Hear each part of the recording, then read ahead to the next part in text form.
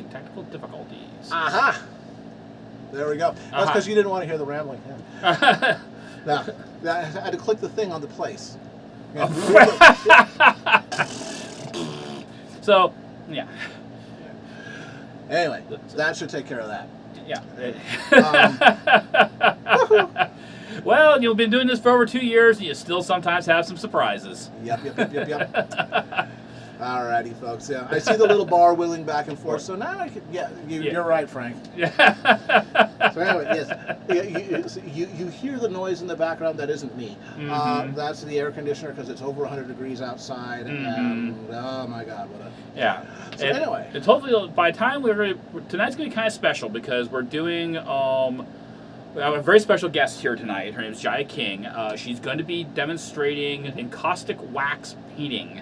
And we're going to not be doing that here because there's not enough room. I don't think the power in this room could take up everything else. It would just barbecue. Right. Yeah. So we're going to be at one point, we're going to be here from 5:30 to 6:30. Then we're going to do our usual kind of like intermission break. But we're going to have to shut down the stream here and start it downstairs in Studio B. We've got a separate studio set up tonight for filming the demo. And we'll be there between 6:30 to 8:30. Yeah. And then we'll play from there. If people want more, we'll stay down in Studio B. If not, I'll cut up here. There's the impossibility we might be able to do a split screen. Yeah. It'll be fun. Yes. Yeah. So this is going to be a challenge for us, but hey, we're up for it. It's worth it. Yeah. All right. Anyway, the other thing is that we usually do, the cocktail of the week right away, but we're going to be doing that for Jaya because she had a special request. Mm-hmm. Yeah, and she used to be a professional bartender, so no pressure. Yeah. You're making two of them, too. Yeah, exactly. I want to try one. I haven't had one of these white linens yet. Yeah, they're very good. All right. Okay. No, we have not been bought out by DHX yet, so it's still Studio B. Okay, so in the meantime then, yes, we're watching a gal destroy Carradin's carpet with molten wax. That's why I have a secondary carpet on top now. Yes. She's going to have to work hard. Don't want to present that as a challenge, Jaya. Yeah. So, don't worry, son. We have flamethrowers. Or not flamethrowers. We have fire extinguishers. Yes, and they will duel. We'll see which one is mightier. Yes. What is tonight's brain oil? It's going to be a drink called the white satin, but we're going to be doing that. White linen. White linen. Yeah, nights with white linen, not white satin. We'll be doing that on the second segment of the show. In the meantime. Good night, Ongi. Good night. Good luck. And in the meantime, then you've been busy in the past week or two, haven't you not? Yes, I've got clients, and I need to keep my clients happy, and I need to get the work done. This is a little bit of Dreamscape from my quest for Dreamscape, and of course, by this point now, this isn't current to the ongoing story arc that I've been posting. This is actually much more recent, but at this point now, Apple Bloom is basically a full-fledged member of Luna's court, and so she has duties both in the dream realm and in the real world, and she is has to keep in shape, and she's practicing martial arts effectively, and she has a little fighting gym and sparring gym set out Sweet Apple Acres, so every day she goes out and she practices. Stay healthy, stay toned. And apparently this comes with a with a uniform. Well, she has several uniforms now, and this is from her first basically outside Canterlot trip as part of Luna's entourage to Baltimore, where she was meeting with a delegation of zebras. And Luna felt that she needed to have a uniform appropriate for that thing. And Luna's kind of cultivating this somewhat, goth image to her night court. So even though Applejack has recently complained about buttons, all these buttons, her outfit had quite a few buttons. Yeah, speaking of zebras. Mm-hmm. Now this is from my Dreamscape, and of course, we have gotten the letter from Scratch asking us to come down to Fort Trotterdale, and there's ponies in Scratch's entourage who are kind of wondering about all this new equipment and gear that's showing up. They aren't quite certain why is all this stuff here, and why is our dance studio they're installing these poles. What are these poles for? I'm sure it's for something sweet. Aha, you see how I did that transition? Nice transition there. Yeah. And of course, a couple streams ago, I did a sketch of masala, saffron masala, and from season 6. And I decided to do an anthro version of it. It worked out pretty good. Yeah. Speaking of sweet. Yes, and this was a commission that I did for someone. He's not going to be able to be. He's actually someone who's in the chat, but I know tonight he won't be here. Mm. But yeah, that was kind of an interesting piece to do. A lot of environmental mood lighting and stuff like that with it.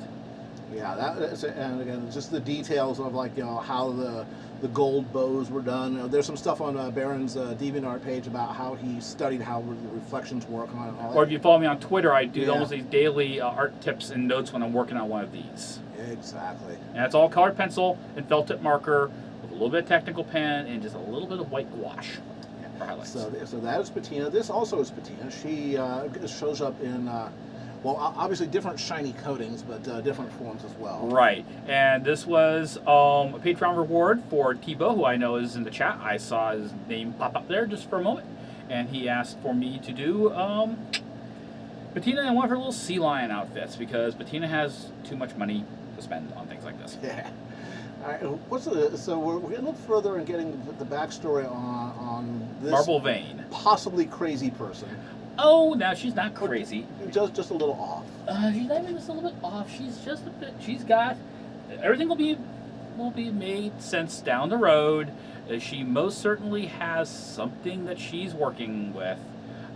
She's got an idea. It's a kind of a crazy idea, but she's not insane. Yeah, or at least not sufficiently. And she seems to be financially well off too. Yes. All right. So this is a character from the upcoming MLP movie that we've seen in the trailers. Mm-hmm. Unicorn with her horn bustipated. Right. She appears to be one of like lieutenants or something like that for the Storm King. Shadow Tempest is her name, and one of Cold Silver actually asked for a Patreon reward of her. And so I did. And it was kind of interesting because, Tempest Shadow. There's not a whole lot of reference for her. Yeah. So at the time I was doing it, I was kind of flying blind. Yeah.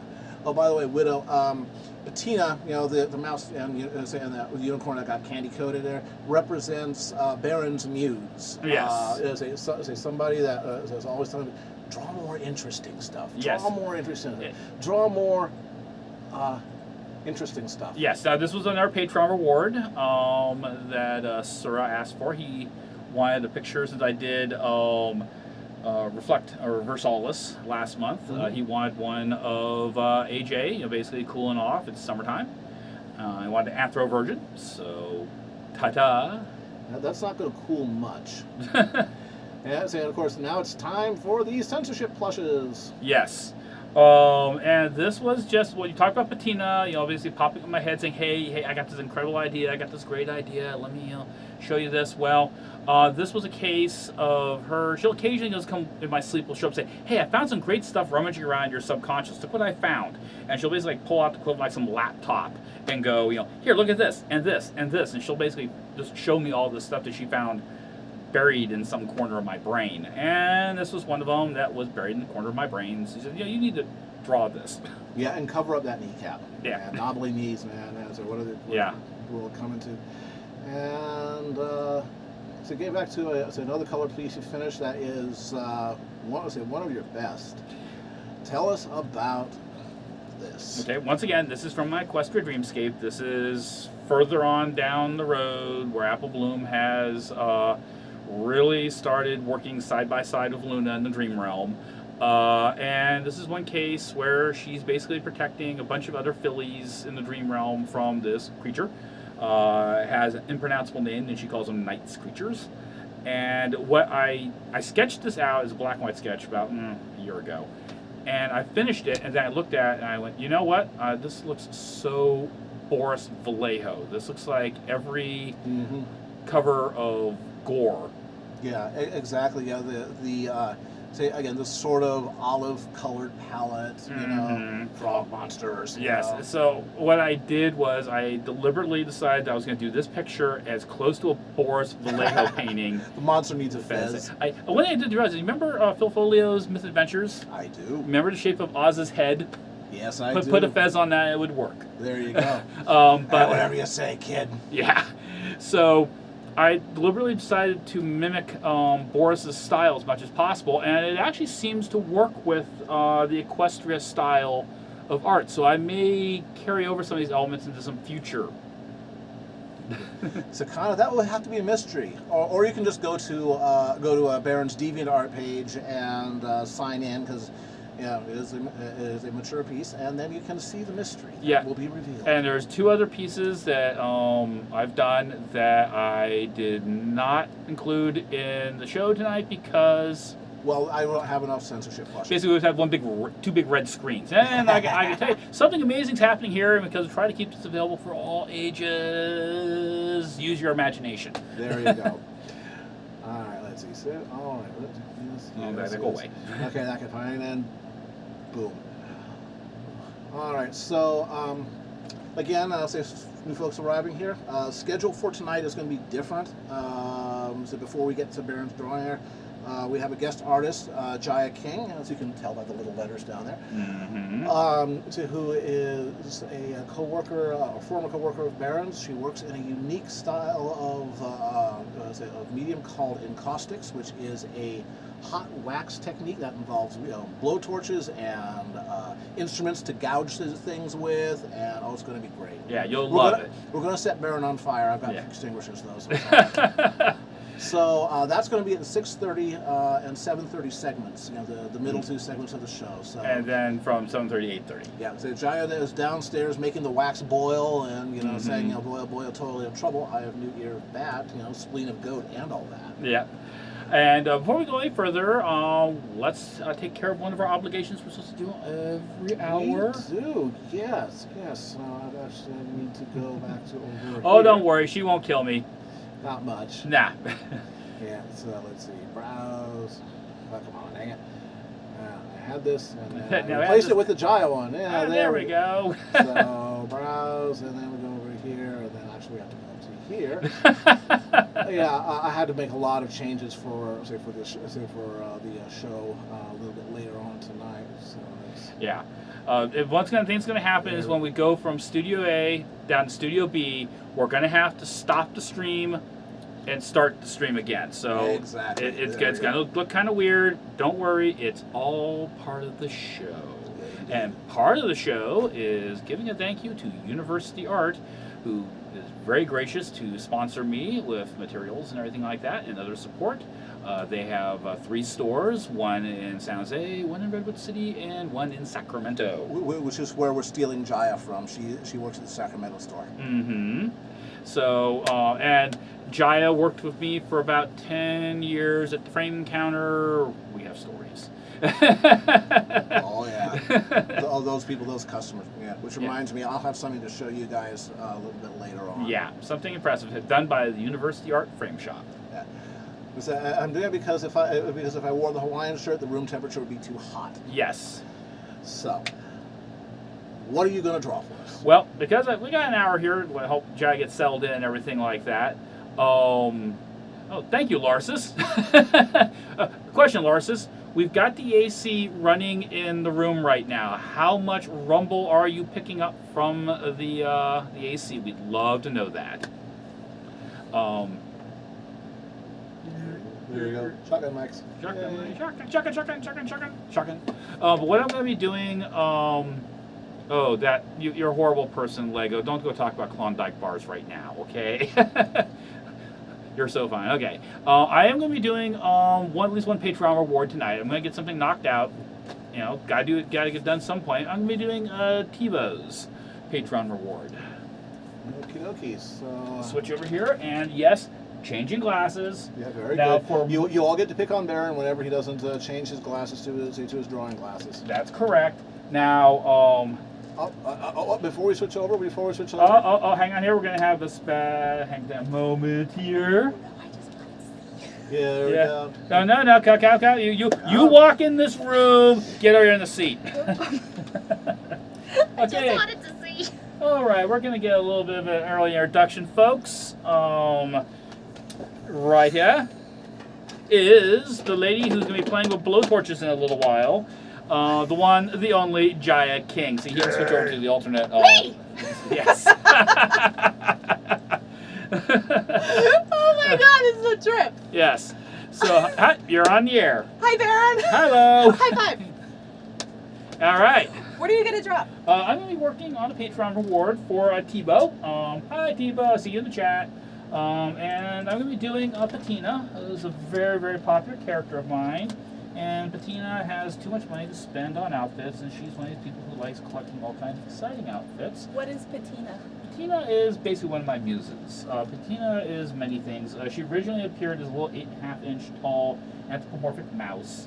Now she's kind of gotten some admin privileges and has figured out how to get into the modeling program in my brain. So she also appears now as a unicorn pony, an anthro unicorn pony, an anthro bat pony. She's appeared as a griffin once, and she's appeared human too. So she basically does whatever she bloody well feels like. She's the only character of mine who knows she's a product of my subconscious. So she knows she's living inside my head, and she abuses that horribly. Like the holographic doctor. Yeah, so why don't you switch me over to camera view for Art? It switched. Remember, you got 30 seconds to All right, we're all lagging there. Okay, There we go. Okay, so like I say, she's one of these people who's rather rambunctious, rather hedonistic. And I actually had someone who wanted to have a request for her in one of those quintessential, they don't actually wear these in real life, but everyone likes to wish they did. Little French maid outfits. So we're going to have... Who doesn't like little French maid outfits? I'm going to shift that down a little bit. I think it's a rule. Yes. So... Okay, great. What are you drawing on today? This is paper called Craig Hill Digital paper I get from Kelly Paper. It is a 70-pound vellum style bristol paper that takes graphite pencil amazingly well, and I can get 250 sheets of it for $8. Nice. Yes, and it's a great. So I use it for all my roughs, layouts, and simple 8.5 by 11s, even some of my 11 by 17 black and white illos. So it lets me do lots and lots and lots of practice, and if I screw something up, I don't feel bad about, like, oh crud, that was $1 piece of paper. Do you find that the vellum surface works better with the graphite than like a smooth Oh, surface or a so plate surface? so much better. Yeah, a little tooth to the paper really helps to pull the graphite from the Yeah. lead onto the page there. And since shading is my thing,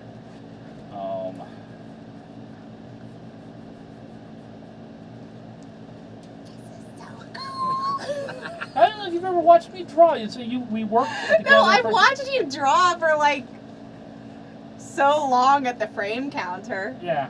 But that was just me kind of fussing. Blah, blah, blah, blah, blah, blah. It's like, No, your doodles at the frame counter were pretty hardcore.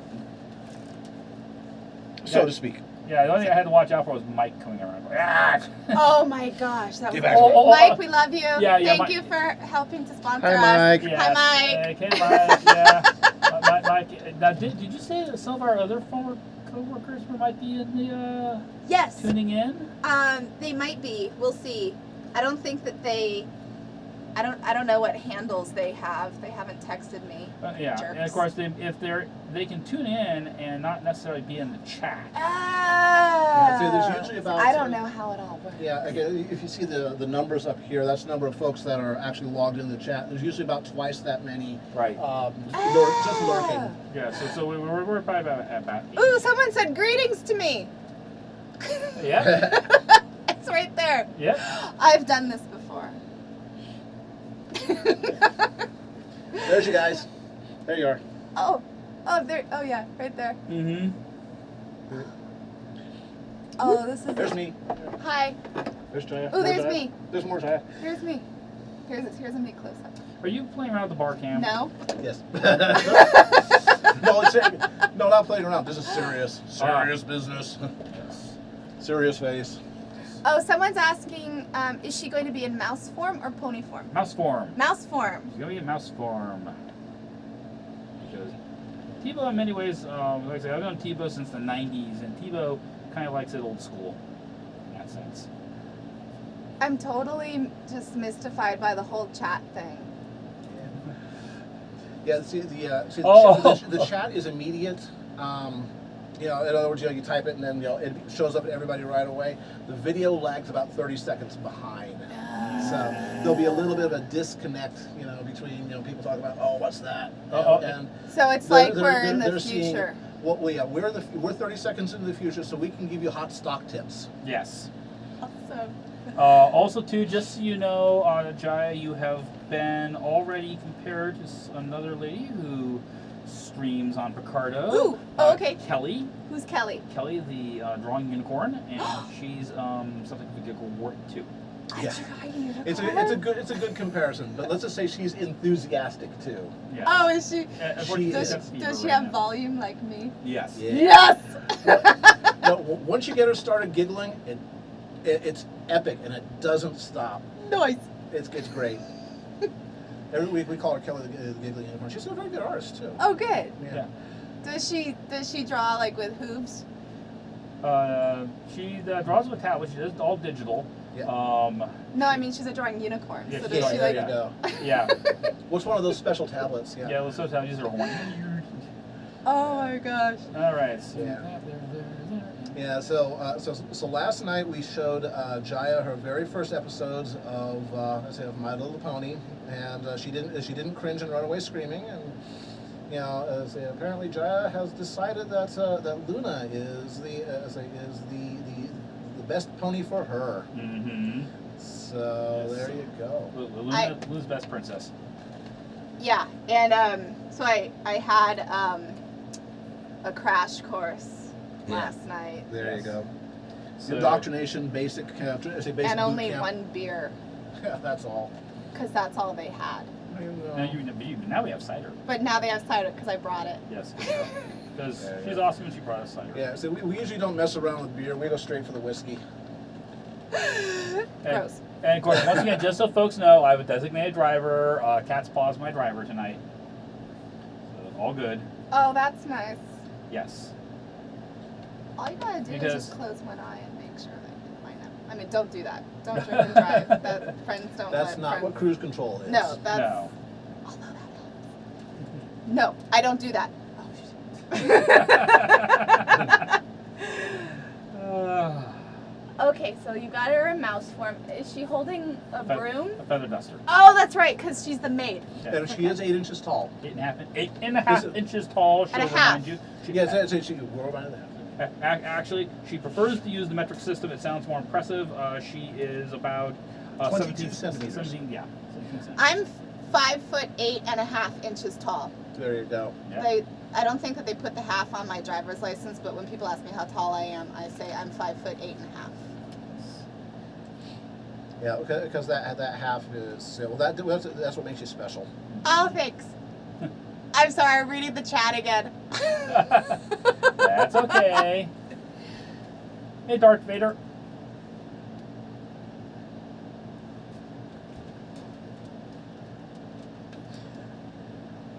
Are those like little color swatches just to the on the tablet that you're working on, where your left hand is? On the drawing board. On the drawing Yeah. board? On the drawing board? But yes, what those are right there is when I'm quite often you can kind of see like this your spot. This is usually where a piece of Bristol board would be taped, and Uh-huh. quite often I'll just go, I need to prep a brush or need to prep a swab before I start blending. I'll just put some colored pencil down, go, then just take my brush and wet, and just work it right there. Oh, nice. Yeah, so it's Yeah. a little. I like how it's not perfect. Nope. I think that's something that scares a lot of people with jumping into art, is that they feel like their first go of it has to be perfect, Nope. and you have to embrace all of those imperfections so that you can get perfection, or Yeah. close to it. Yeah, it's very much a case of you're gonna make mistakes. Just accept that little fact, and.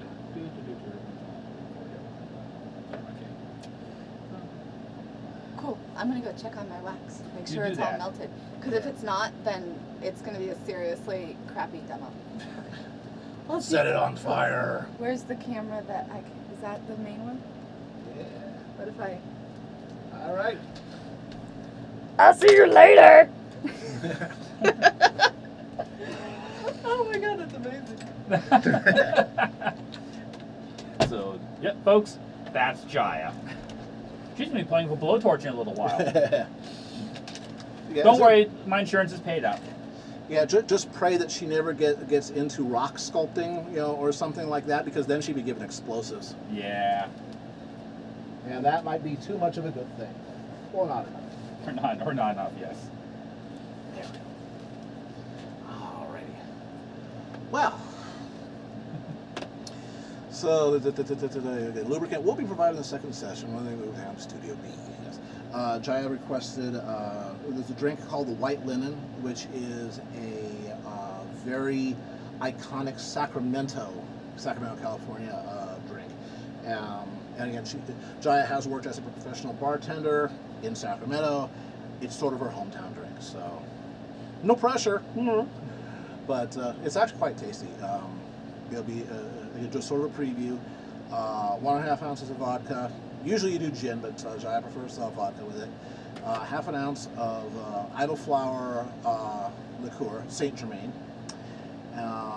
Half an ounce of simple syrup, which is basically sweetener, and the juice of half of a lemon, and 6 thin slices of cucumber.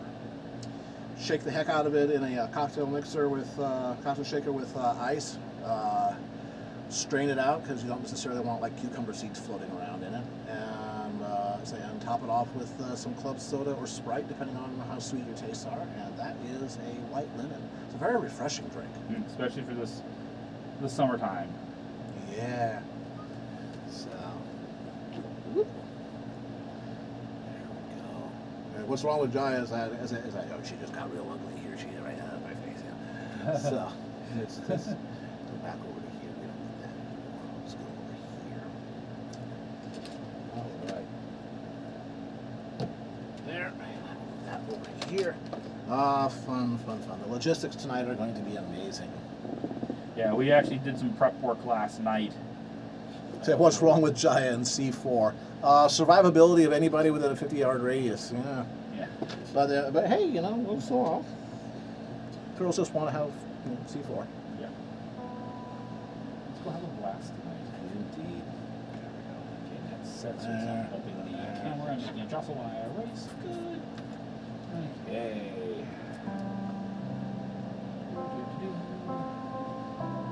So I hope everyone had a great 4th of July. Ours was pleasant. Didn't have too many people lobbing uncontrolled munitions around our neighborhood. Well, they went on until about 2 in the morning around here.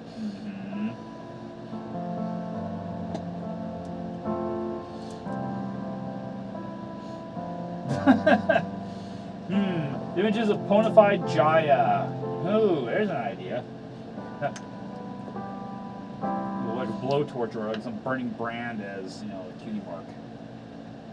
Oh, yeah. I remember flipping through the channels late one night. There's a cable TV, you can see some stuff. And I stumbled across, it was on, I think it was on Univision, which is a Spanish language cable network, a El Salvadoran game show. And it was one of those ones they pull people out of the audience, as they at random. Oh my God, I'm on the show, and they give them these challenges, and if you win, you get a washing machine, a new car, un automóvil nuevo, and so they got this sweet, gray-haired old granny, kind of been, taller than 4'8", that kind of thing. I love your show, I guess. And on the set, they had a whole bunch of, like 60 or 70 candles, and said, okay, well, here's your challenge, for a new car. Light all the candles in 60 seconds. And she's looking around and says, there's no way, está imposible. And then they brought out a military flamethrower, strapped it onto her back, and lit it. And said, okay, are you ready to? And then she goes, ah! And just starts like flamethrowering everything. Dang near set the host on fire. Just like flamethrowered the entire. It was an outdoor set, thankfully. Flamethrowered the entire thing, melted all the wax into nothing. It's like, no, you win, you win, you win. Don't say you lose to the old lady with a flamethrower. Say, gracias. Yeah. Estaba muy fácil. In the days of the revolution. Yeah. Oh, exactly. Like the price is right with military hardware. Well, like I said, think Takeshi's Castle or Most Extreme Elimination Challenge with flamethrowers. This is what you get. I love Spanish language TV. What would Jaya's cutie mark be? Again, I would have to say a flamethrower. Yeah, like their blowtorch or some kind of extreme heat.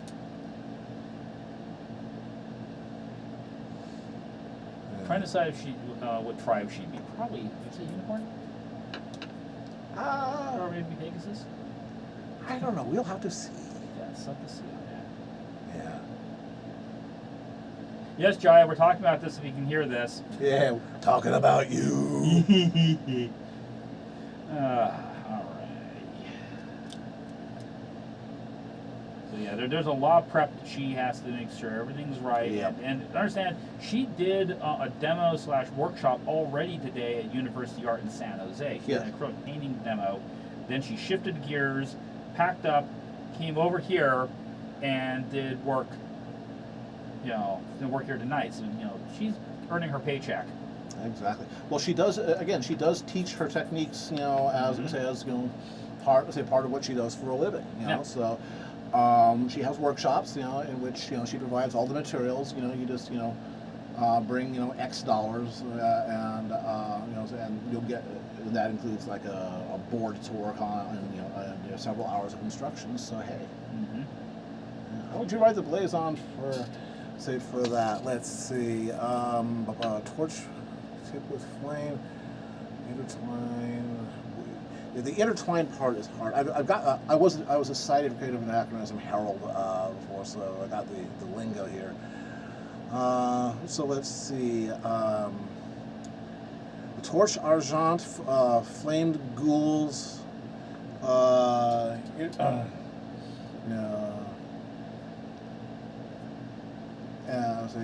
Crossed with a branding iron tipped ghouls on a field sable.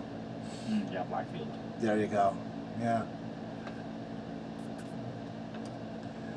So, definitely something. I would just go straight for the military flamethrower and be done with it. Yeah, and have the flames going up, from the flank halfway up her sides. Yeah. Okay.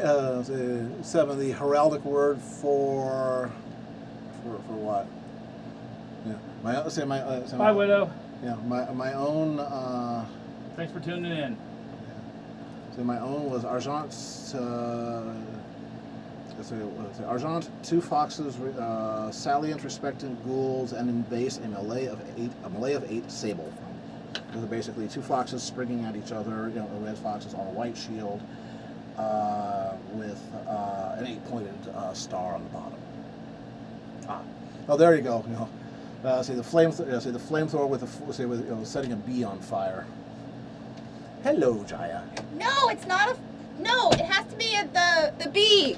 Like a honeycomb. There you go. Has to be a honeycomb with flaming honeycomb. like on fire. Flaming honeycomb.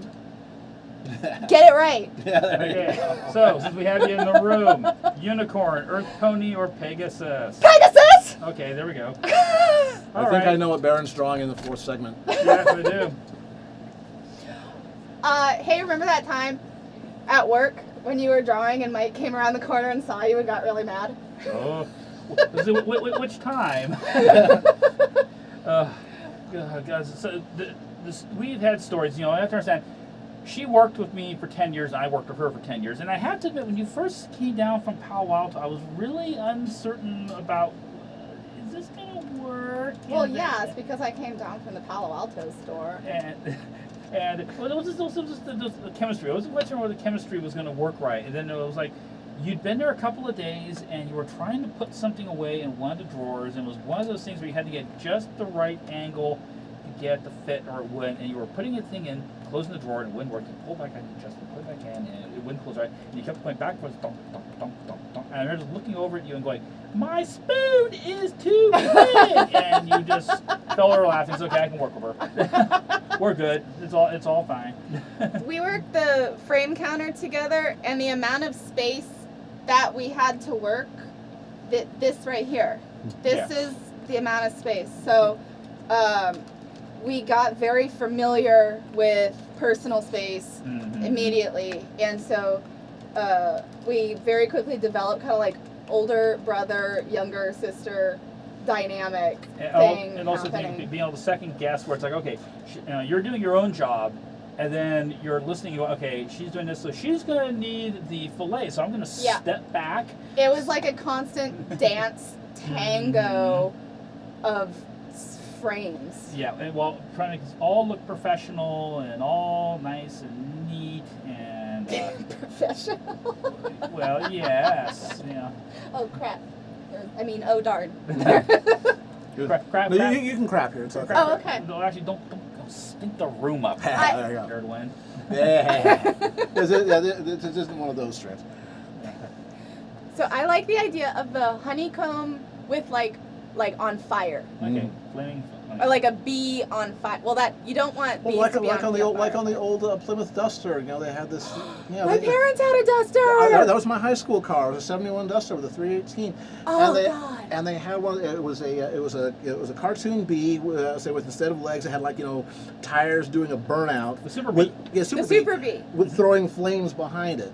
Yeah. All I remember about the Duster growing up, because that was, I think, the first car that I ever remembered, was it was always hot, and the seats were hot. Yes, they're made out of fake vinyl that would weld to the backs of your legs. Don't wear shorts. Yeah, or just your back. And I just remember always being upset going into the car. Like, you're angry because you know that when you're going to get in there, the back of your back will get stuck to the seats, and it was like seared together. You would leave skin behind. It was magnificent. The car became part of you. You gotta realize you live in the Lodi area, a little bit north of Lodi. Yes. I went to high school, in junior college while I was living in Lodi, and my high school cool car was the Duster, and it was black. Yes. No AC. Yeah. I had an AC. You didn't have AC? Well, I had Was it two. like Freon, where you turn the AC on and you just destroy the environment? Exactly. Yeah. Yeah. Perfect. Yeah. I remember that too. Yeah, remember, I was class of '80, so back then we didn't have ozone, and now you know why.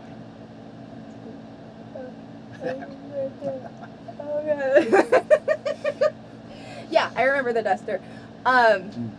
Yeah, so Lodi is toasty.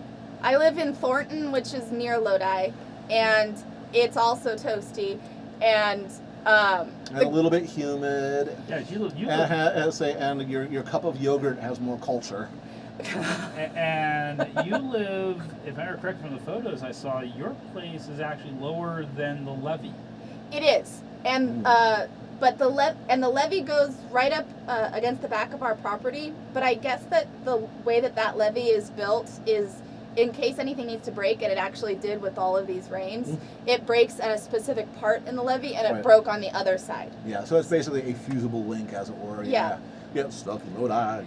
Yeah. Yeah, pretty much. Like I said, I don't tell people I lived in Lodi. I slept in Lodi. I lived in Stockton. Well, yes. Anyway, stop. Pacific Avenue. Woohoo!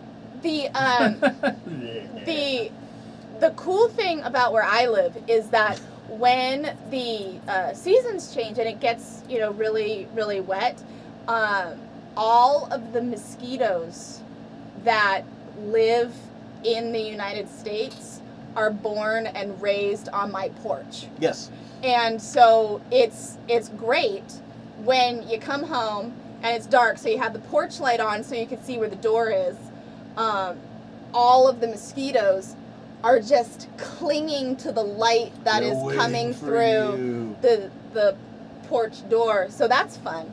Yeah, do you have one of those bug zappy lamps? No, but I like burning up the mosquitoes with my torch when I'm painting. Bug hunt. We basically, get her, give her an M41A pulse rifle and let her go after. It's the really hive queen. satisfying. They make a little sizzling noise when you burn them up. Like I said, WD-40 with a little straw, cigarette lighter, and you have the cure for the common yellow jacket. Oh man, yeah. And there was a nest that was on the round pen. I live on a. Oh yeah. By the way, I live on a horse facility. Yeah. She owns horses. Yeah. Too. All jelly. They're great. I was going to say, I'm jealous of everything except the thing that you have to do with the shovels. That was my job when I had Welsh ponies. Our family did back when I was about 8, 9 years old, and my job involved a shovel. Oh, nothing impossible says I like fire a bit too much. I just like burning up mosquitoes. You just said fire and too much in the same sentence. That doesn't work. You can't have too much. She heard Jadelle get along just fine. No, but yeah, there was the wasps are all starting to make nests, and now I have about, I would say, like 8 quadrillion mud wasps that are taking up residence right around the perimeter of my house. So in case we run out of mud wasps, I've got that for you. I know one thing that I don't like wasps. I remember when Jeff had to get the wasp out of the Conex at UA. Okay. All right. Who are you? Who's Sparkle Farts? Okay, Sparkle Farts. That is UA specific information. Okay, you can whisper. Put a whisper if you don't want to say your name, but you. Does your name start with an M? Yeah. Sparkle Farts. Yeah, I remember when Jeff had to get the one. And remember when I think it would be really rude if I just said her name on the stream. Yeah. But remember when her car was covered in bees, and Jeff had to go out and back her car out. Yes, it was covered in bees. But her car didn't have the top of the stick shift. Mm-hmm. It was just like whatever stick shift skeleton, like there wasn't the ball on the top of the stick shift, so he had to like use like some kind of like a wrench or something to get the stick shift to work so he could back the car out of the parking place because it was covered in bees. Yes. That's what happens at the art store. Yeah, amazing things happen sometimes. You just kind of left scratching your head. Yeah, who are you? Oh my god, that's rich. Yeah, so it's fun setting mosquitoes on fire. I've fused I don't know how many ants into my painting. I feel bad for them. I feel like, you know that the okay, we got one guess. $B sign. $B sign. Ah! Okay, that sounds like we have an answer. Yes, we do. And with a name like that, I can yeah. Was she the one that took my framing order? Nope. Okay. Nope. Nope. Hi. Hi. It's Fanelise Fartley. Well, that's just fantastic. Well, welcome to the foe. Yes. This is our first Fia Fing. That is BaronEngel. I have a college education and I'm a professional artist now. Oh my god, what was I gonna say? I forgot. I was so excited about Sparkle Farts. It had to do with flames and wasps and running out of things to burn. Oh, the ants! So yeah, I hate it, but whenever I work big, I have to work flat, so I put it on the porch, and there's all these poor little ants that are running around the porch, and I feel so bad. Like, I hate killing ants, except when there's a lot of them in my house. But when they're outside, that's like their space. So yep. Yeah. I really just don't mind killing mosquitoes, but ants, kind of feel bad about it. Yeah. So sometimes ants will get on my painting, and I'm always like blowing them away or flicking them. But every once in a while, like one will just get like literally caught in the crossfire. La Brea Tar Pit. Yeah, the La Brea Tar Pit. You know the scene. You know the scene from, I think it was Chronicles of Ridiculous. Oh, yeah. The planet where they have to get to before the sun comes up. Yes. Yes, and they're trying to run. They're trying to run, and there's one part where one of the Furians, I don't know, whatever, he like walks out of the bunker and like is somehow able to actually walk while he's completely engulfed in flames and burning up from, the sun. He's too cool to burn. He is, and he still has, muscle enough to, walk as a burning skeleton. So when I see the poor little ants, you know, and like the flamethrower gets him. I think that they're like that, like a little Furion. Well, just remember the flamethrower. The final scene in Terminator 2. Yeah, and the ants are just like. You see, what you're doing is you're preventing Skynet, so you're doing good work. Yeah. Ant Skynet. Yeah. Now, one of the things I will say is, And when the ants are on the toilet at UA, yeah. well, that's what they call Jaya, and they say, "Bring your blowtorch." Torch, yes. Now I have to admit, sterilize that beast. we're not really keen on wasps around our place because so much is allergic to them. Wasps, wasps aren't that friendly. But saying that, we really like them because there was quite a few times this summer because we've been trying to use not too much pesticides on our plants, and we'll be out there working and we'll see a wasp. It goes flying into one of our plants, and then a couple seconds later, it comes out flying carrying some little caterpillar. And it's like, well, it really sucks to be you, caterpillar, because you're going to now have a H.R. Giger style, death. But it's like, thank you for getting rid of those critters. Oh, God. Someone saw this one thing where someone poured molten metal in an ant nest, dug it up, then put the hardened metal tunnels on display. Yes. Fire ants. Yes. Oh, the poor little ants. They're fire ants. Don't feel bad. Fire ants are why you can own flamethrowers in Texas. Literally. For agricultural. Now, fire ants. Fire ants sound like they would be my nemesis. Well, they're everybody's nemesis. They're an imported species from South America, and they're called fire ants because their sting is extremely potent acid. And hurts like crazy, and they're also very aggressive. And they make these giant 3-foot diameter mounds. And again, as you disturb them, and they will swarm you. They've killed quite a few people. That sounds like. They make Africanized honeybees look wimpy. So. And then there's crazy ants. Yeah. Which get into your walls and like to chew on your wiring and then short things out. Yeah. Ants can chew on wiring and short things out. Big ones can. Yeah. They're talking about carpenter ants. Yeah. Oh, okay. Yeah, which are about yay long. Yeah, they'll get through the insulation eventually. We don't have those kind of ants, brother. They're like the teeny tiny kind of cute ants. Yeah. So I feel bad. Yeah. The ones like, no, don't get, no. I know. You got into the Oreos, darn it. And so sometimes what I'll do is I'll kind of put one out of its misery. I feel bad, like just kind of melting it in this wax. Like a fly in amber. And so you're just like, oh, I'm sorry, so you just squish it. Yeah. Yeah. I'm sorry, I must squish you. One thing that you get with my artwork is, you get wildlife. Carcasses. Well, let's put it this way. You were the one who used to find animal skeletons and put them in shoe boxes and then leave them outside the back door of University Art and then poke some holes in it and come back a month or so later and pick all the bones out. Maybe. Because they're interesting for artistic studies. Yes, you did. For science. She did you did a science. I did a science. Oh my god. Okay. Oh, we were talking about Kelly the Drawing Unicorn. She did the art on it.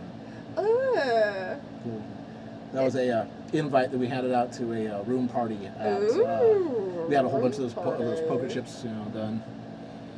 Room party. Yeah. 9 p.m. until question mark. Yeah. Yeah, and if you go back in time for about 2 years, you'll be able to attend that party. Well, it says come get laid, and it's a hula girl. Yeah, well, of course, I'm talking about flowers. What are you talking about? Well, I just thought they had bad spelling. Okay, I'm going to go check on my temperature. Yeah, see if it's on fire yet. Yes. Yeah. We have not heard the smoke alarms go off yet, so that's we're winning. I'm probably going to be calling this up here in another 7 minutes. Get this thing, get some basic shading in here, have this done. And science.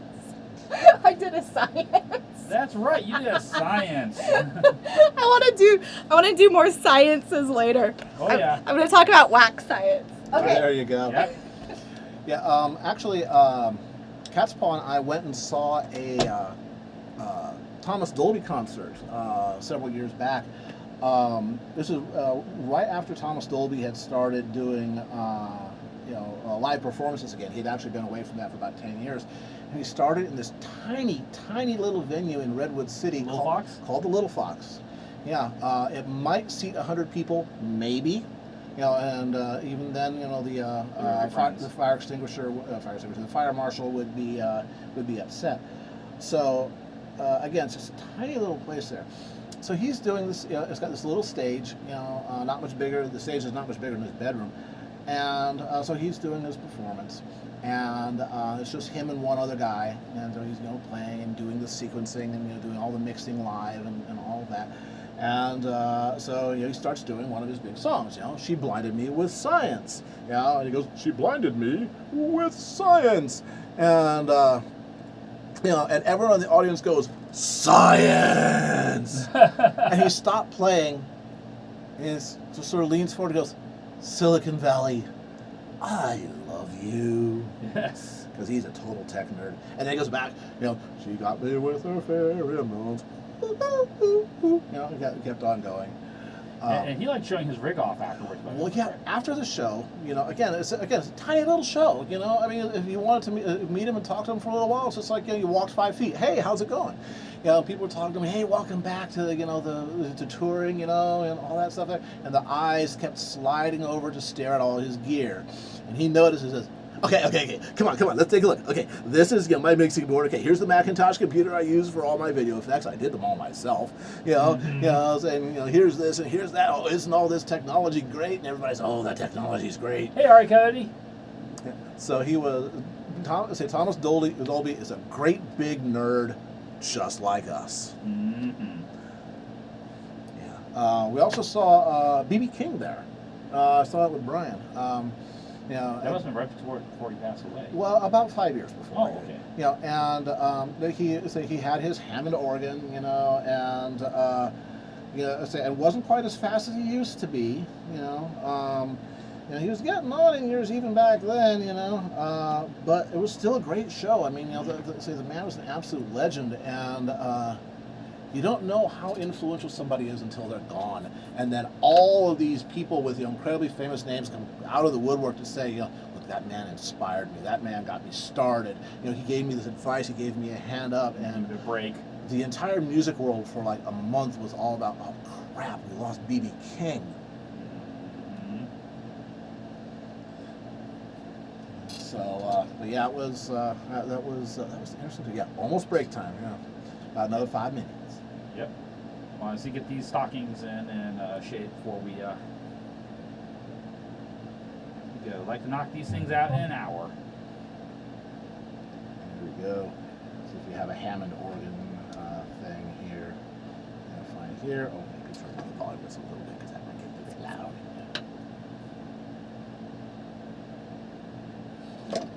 There we go. Here. I'm going to flip this on its side. Be better than shading that way. Some crepe tape here so I can't smudge. Oh, see, so sorry, I'm covering up some patina here for a little bit. I want to make sure I get this.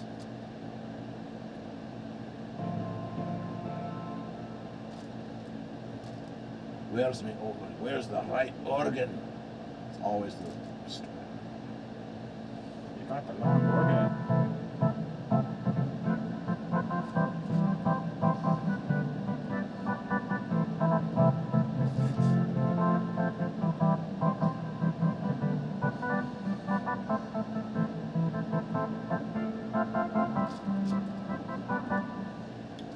So there.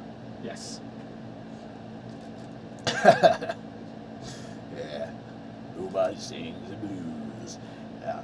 There was a movie called Crossroads that kind of had that theme with Ralph Macchio, Karate Kid. But actually, it was a really good movie. Again, not what you call incredibly deep, but It has points. it had its points. And it had a lot of really, really good blues guitar. It had Steve Vai. It had Ry Cooder. And a simplistic but interesting story. And again, where you have, guitar duels, for possession of somebody's soul, literally, then how can you lose? Yeah, and, so Macchio did most, not all, but most of his own guitar playing. Mm-hmm. Can you do Feel the Beat? Probably not. Can you feel the beast? Not more than once, because then the beast will say, "Will bite my head off," and say, "Don't do that." No means no.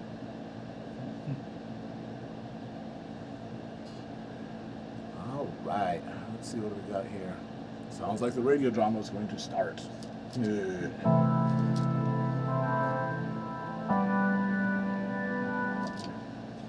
little skate rink.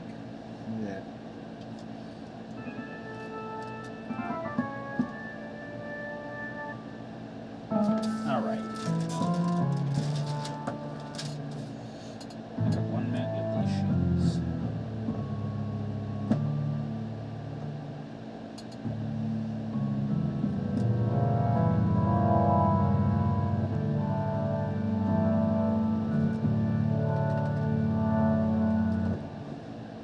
So there.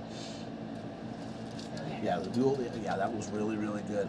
Yeah, so I don't want to give away exactly how how that turned out. I mean, good guys always win, but what the Ralph Macchio character ended up doing to win was really cool. Here comes the roller team. Houston's coming out with Jonathan E. Trivia. James Caan, who was the star of the original Rollerball movie, did all of his skating and his own stunts in that film. Mm-hmm. The stuntmen, they were taught the rules of the games and go out and just play it. Go play rollerball for a while, and we'll just film it and generate a whole bunch of stock footage to use in the movie. And they loved it so much that after the movie was done, it's like it would be another few months before it was the Berlin Velodrome, the one from the Berlin Olympics, was where they filmed all that. And they just kept using it. They kept coming in at off hours and let's play rollerball, let's play some more, until they finally had to throw them out. All right, it is 6:30. It is indeed. Okay, I'm switching back to the main camera here. There, to get that little bit, got her pupils in. Dink. There we go. All right. All right, folks. Here's how this is going to work. Going to run the usual intermission.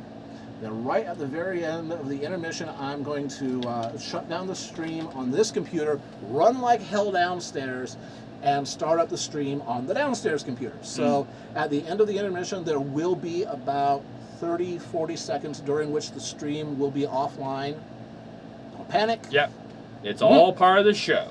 Exactly. And so is the blood and flames. Yes. So we will see you folks in approximately 6 minutes. Mm-hmm. Catch you then. Get up and stretch.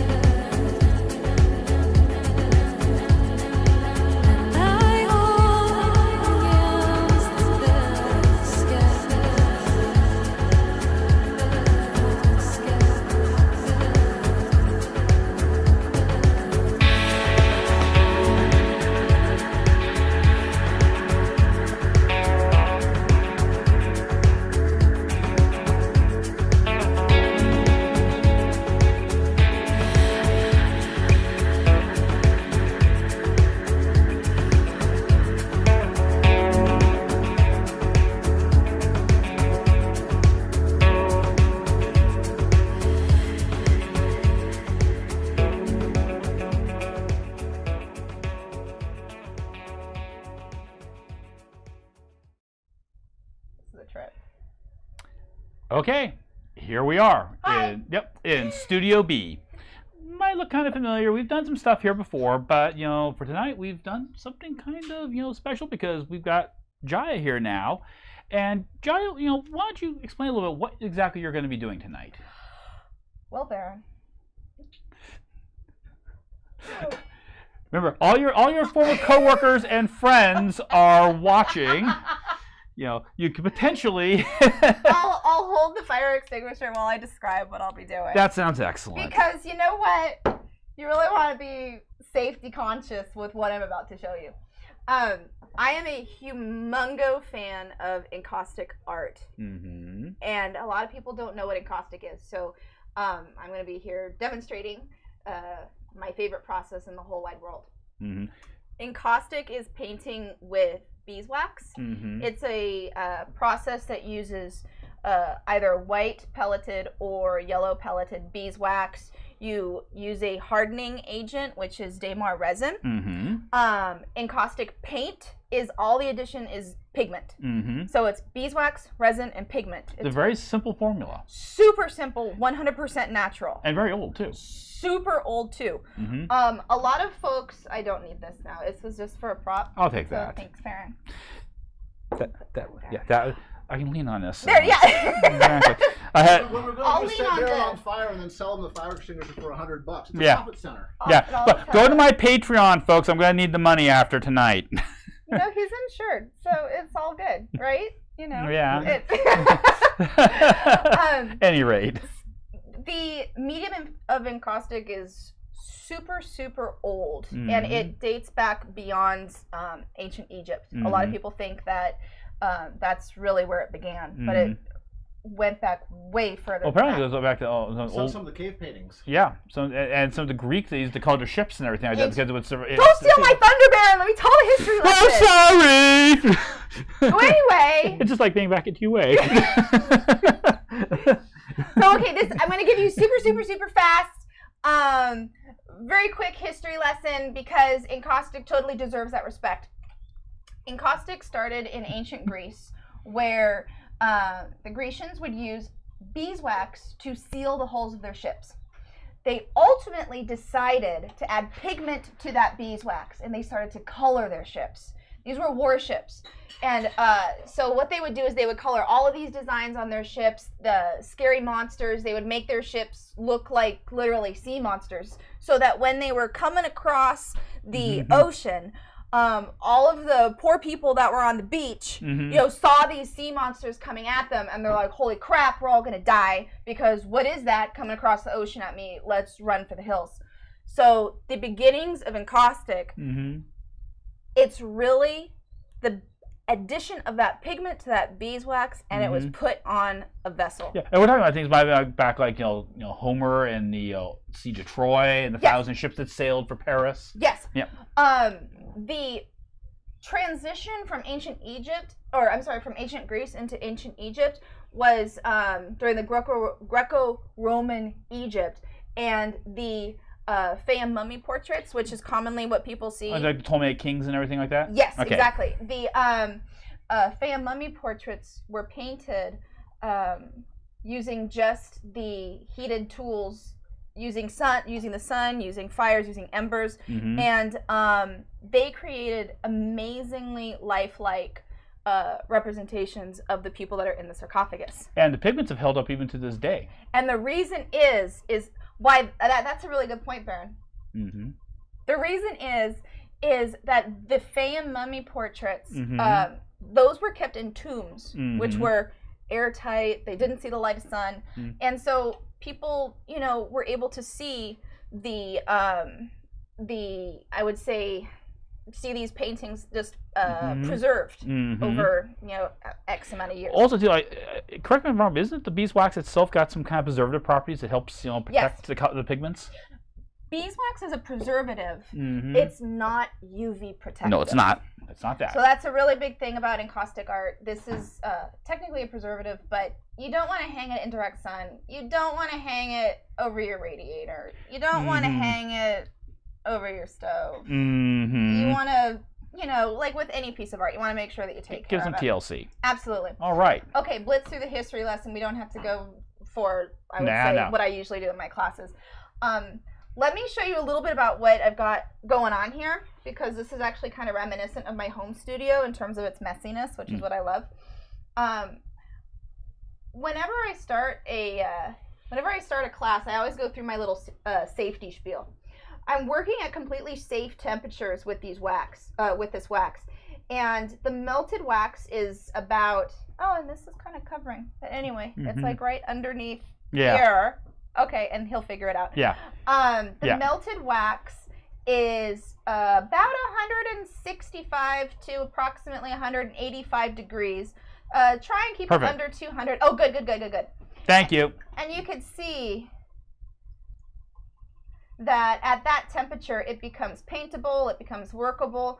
I would say anything under 165, you're going to find that your wax is really going to start to cool, and you're not going to be able to get the results that you want with super cool wax. The palette itself, what this is on, this is a heated aluminum palette, and there's a sort of like a little single coil burner right underneath here, and it's keeping this palette at a nice constant temperature so that my wax remains nice and melted. Yeah. Now, could someone use like a hot plate at home? Someone can use a hot plate. You can use, you know, what I like to call your Walmart setup. You can use a pancake griddle. You don't have to have the fancy pants anodized aluminum palette. The pancake griddle, the electricity cycles on with that, and so it like keeps trying to come up to temperature, and you hear a lot of clicking with the pancake griddle. You know what? It gets your wax melted, so it works for that. But if you're trying to do any kind of color mixing or anything with nuances, having something like this is really gonna, you know, take it to the next level. And there's one other piece of equipment I know this is very important, and I remember when you were learning this, and when you got this, it made your life so much more better. The gun. This is my studio BFF.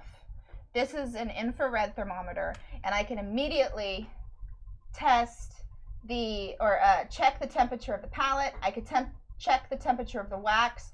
I don't have to use one of those meat thermometers where when you're putting it in, you're really just checking the temperature at like the metal at the bottom of the tin. Whereas this, it really gives you an accurate read of what your wax is melted at. And working at these safe temperatures, it's absolutely awesome.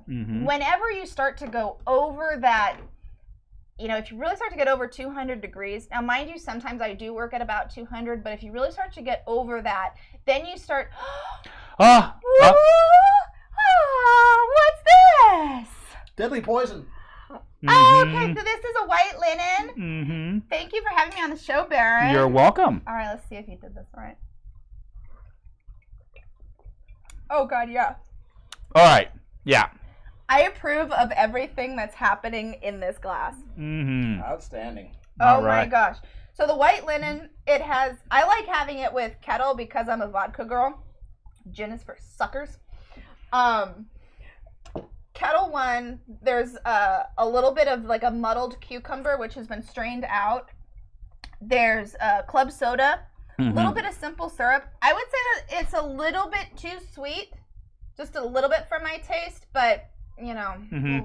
We'll do the second and third and fourth ones differently. Okay, good. Yeah. Well, I'm letting you know so you can make it better. Saint Germain's, which I don't even know what that is, but it goes inside of this. It's elderflower liqueur. Elderflower liqueur, so it's really super fancy. And you know, the garnish of the, I'll put it right here. Sorry guys. The garnish of the cucumber on top. When I moved to Sacramento, I got introduced to a little dive bar, and the bartender made this, and I was stuck on it. It was so good. It's a great summertime drink. Very, very refreshing. Exactly. I just stuck with it. Yeah. Cool. All right. I'm going to put this little guy right here. Good. Yeah. Awesome. Yeah, simple syrup, club soda, St. Germain's, vodka, or traditionally gin, cucumber. I don't think I'm missing anything. I think that's it. Okay. It has a very effeminate name, which is kind of, you know. And there's all kinds of variations of it. There's some of them that we were kind of looking at. Oh, you left out the. Well, There wasn't enough room there. Well, that get was it okay. right. There you go. God. I can, Now I have You're not getting a good tip. Yeah, there you go. It is your next one. Oh my god, I just bought this paintbrush today. I'm just gonna mix it up with my paintbrush. All right. Okay, cool. So. Okay, I got that. We talked about temperatures. The brushes that I'm using, you want to make sure that you're not using any synthetic brushes because they'll curl up on you under the heat. You'll realize right away if the brush is a natural hair or if it's not. So I have all natural brushes. I like using a very soft sheep's hair brush. They're called hake brushes. I also have some really nice angled bristle brushes that are specifically made for encaustic. I love this stuff. And because I don't like cleaning my brushes, I just have a bunch of brushes and they hang out with their own colors. Okie dokie. Cool. Awesome. Yeah. How did the Egyptians manage to do this in dark tombs? By torchlight. Exactly. Oh my gosh. And then before that, in Greece. Or reflective mirrors in some cases too. Well, I don't know so much, but that sounds kind of cool. Yeah, they reflect the sunlight with mirrors. Polished brass mirrors. You know, Yeah. They found some of the ones that were used in tomb construction, and also with reflective mirrors, you know for sure that those tomb shafts were straight. Yep. Oh, that was So like there's- in the opening of Stargate. Yep. Or Fifth Element. Good knowledge. Yes. No, Ozzy! that's what I mean. Ozzy! Right! Thank you. Fifth Element is what I need. Yes. Touche. Anyway, cool beans. I also have, just for a little bit of added protection, this is a sheet of galvanized sheet metal. It's not going to catch on fire. Honestly, you have to work at catching something on fire. I'm not going to try doing that today, but you really have to work at it. I used to do workshops. Oh my gosh, I lined the table with paper. I don't know what I was thinking, but it was fine. Yeah. Yeah. I helped you line those Yeah, tables. you did.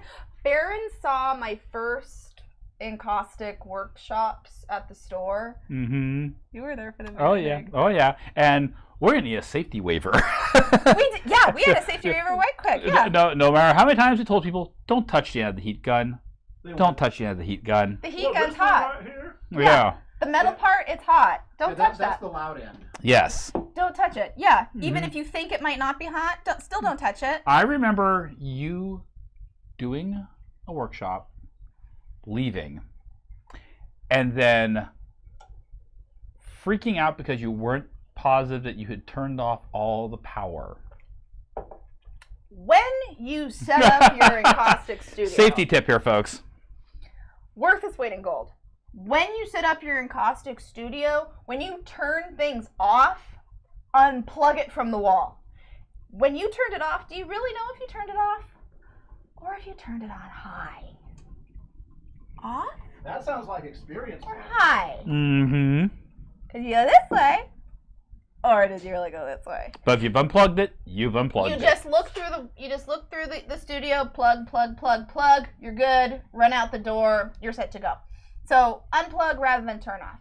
Okay, got our we got our temperatures down. We got our So what you gonna be creating? Oh my gosh, yes. Okay, so I emailed Baron about a week ago, 2 weeks ago. About 2 weeks ago. 2 weeks ago, and to be honest, so I just got a crash course in My Little Pony last night. Don't hate me. Look, we all got to start somewhere. Everyone's a beginner. Everyone's a beginner. So I emailed Baron a couple weeks ago. I said, you know, what pony character do you think I might resonate with? What do you suggest? So he gave me a couple, and Luna sounded kind of cool. And then came this onslaught of images and screenshots from the show and Backstory and the backstory. Thank you, Lance. So I got the whole backstory, and I learned a lot about Luna. And I said, you know, let me do a Luna inspired piece in encaustic. And I think that Baron was posting a couple of my pictures on Facebook or something like that. On Facebook, on Facebook. Twitter, on DeviantArt, on Patreon. It got posted. And so then I thought that let's do Luna. That'd be kind of fun. Yeah. Okay, cool. So let's definitely just jump in, and let me show you how I'm starting. Oh my gosh, very cool. Just so you know, Lego, you don't have to have seen MLP to enjoy the stream. Oh, good, yeah, because I just watched my first episodes Last night. Last night, seriously. Okay, I'm gonna do this just because I feel like it. Instead of wearing rubber gloves because it's like a billion jillion degrees outside, I'm just gonna use a little bit of barrier cream. This is my favorite stuff to protect my hands. It is Marvelous Marianne's Skin Safer Barrier Cream. And part of the reason why I like it is because it smells so good. It does. And I get it underneath my fingers, and that way I don't have to wear hot gloves. Doesn't it see that? Mm-hmm. Smells good. Yeah. You can always tell when someone had played with it in the store. Yeah. Jerks. Oh my god. And this time, Lance, this might be an excellent time to do our plug. Thank you so much, University Art, for sponsoring us. All of these colors, all of these encaustic colors, these come from University Art. They're an RNF brand encaustic paint. This is what they look like before they're melted. That's what they look like after they're melted. Okay, cool. And this is really high quality pigment, high amount of pigment, Artist wax, grade. and everything. It's excellent. It's first-rate stuff designed for professional work because, Jaya, we've talked about being able to use, like, say, hot plates, or using the kind of Walmart, as you described it, method. If I'm an artist and I said, well, I'd like to try encaustics, but I don't know if I want to buy all this. But my little brother, he doesn't use me anymore, and he's got this box of Crayolas over here. Can I just melt up some crayons and use that? Melting crayons is not encaustic! Melting crayons is melting crayons! I don't care how many stupid YouTube videos you're watching out there, that is not encaustic. Melting crayons is melting crayons. This is an ancient Grecian art form. They did not have Crayola in ancient Greece. Socrates did not eat crayons. Socrates did not eat crayons. I said, no crayons? What did they eat? Yeah. Oh my god. Shut up their nose. Swear to God. Okay. Oh my god. All right. I'm gonna paint on a panel. This is a cradled wood panel. I'm just gonna do a very quick little sketch. That way you guys can see what I'm up to. Let's see here. And my style of artwork is very, very different from Baron's. So no. What are you looking at? That's my mother's saying. So no. My style is very different from Baron's. So let me just get like a couple of grounding points in here. Luna has this is a waxing moon, right? Not a bit of hair on it anywhere. Thank you. Look, somebody had to say it. I fell on that grenade. I take one. No, we have decided that Jaya's Cutemark is a flaming honeycomb of wax, not a blowtorch melting a box of crayons. That sounds kind of cool, though. It does. Oh my gosh. So one thing that I noticed with Luna, just right off the bat, is how flowy her mane is. Mm-hmm. And I'm not going to paint an entire horse in encaustic in the amount of time that we have. So what I'm going to do... There are videos of her painting entire horses in encaustics. See where it says... well, actually, we already said that. Yeah. So see where it says right here on the bottom... http jayasart.com. Guess what you get to see there? Horses being painted in encaustics. Horses being painted in encaustics. You gotta love it. So you can see that my composition, this right here, this is kind of like her mane coming over her horn, and her horn is just really going to be centralized in pointing towards her, I guess, what is it, cutie mark? Oh my god, you guys are going to hate me. Yeah. What's it called? Well, it's a pun on beauty mark. Yes. Oh, beauty mark. Everybody just calls them butt tattoos. Yes. Butt tattoos. Yeah. And just rising behind her is going to be the moon. Mm-hmm. And that's just one of the reasons why I wanted to have her on the show. Because like she says, this is not how Baron works. I want you guys to understand there's more than just one way to do this. No one died and made me God. You got it? Okay. Because if they did, Jeez. we're all screwed. that's kind of... So catching up on a couple questions, episodes that we showed her last night was the first two episodes. Lunar Eclipse. And Lunar Eclipse. and do Princess's Dream of Magical Sheep. Yep. Okay, now we Okay. start prepping. I'm gonna start putting some stuff on here. So I don't know if Lance, you want to back out just a little bit to see the. Yeah. Awesome. You're going to see the world's biggest brush. House painting brushes aren't this big usually. Ooh, yeah. Here we go. We'll wait for Lance. Yeah, Caradwin's getting it all moved out. Crazy new Logitech driver. Awesome. That's perfect. Okay. Over here, what you see my my brush messing around in. This is just the beeswax and the resin. This is called encaustic medium.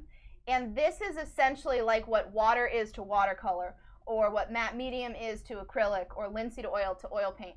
So this is something that you use in conjunction with your encaustic paint to create glazes and effects and all sorts of good stuff.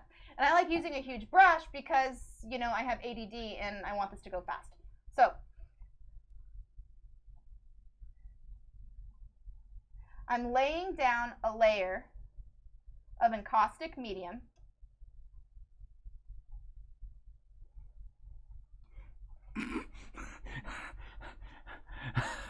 Why am I microwaving chalk again? I don't know, Dart. Why are you microwaving chalk? Well, microwave chalk is a delicacy in some, you know, lesser known. Insane asylums. Yeah. You know, seriously. Okay, cool. On there. Awesome. Now here's the question. Yep. You have your pigment. Mhm. Hang on here. Now, this noise. This is amazing noise. Listen, folks. This noise gets me up in the morning. Okay. What I'm going to do now is I'm going to apply heat to my entire surface by using my Iwatani torch head. This is, my Iwatani torch head. And I'm using butane. This guy is awesome. You can really control Fire! your fire. Fire! Shut up or I will set you on fire.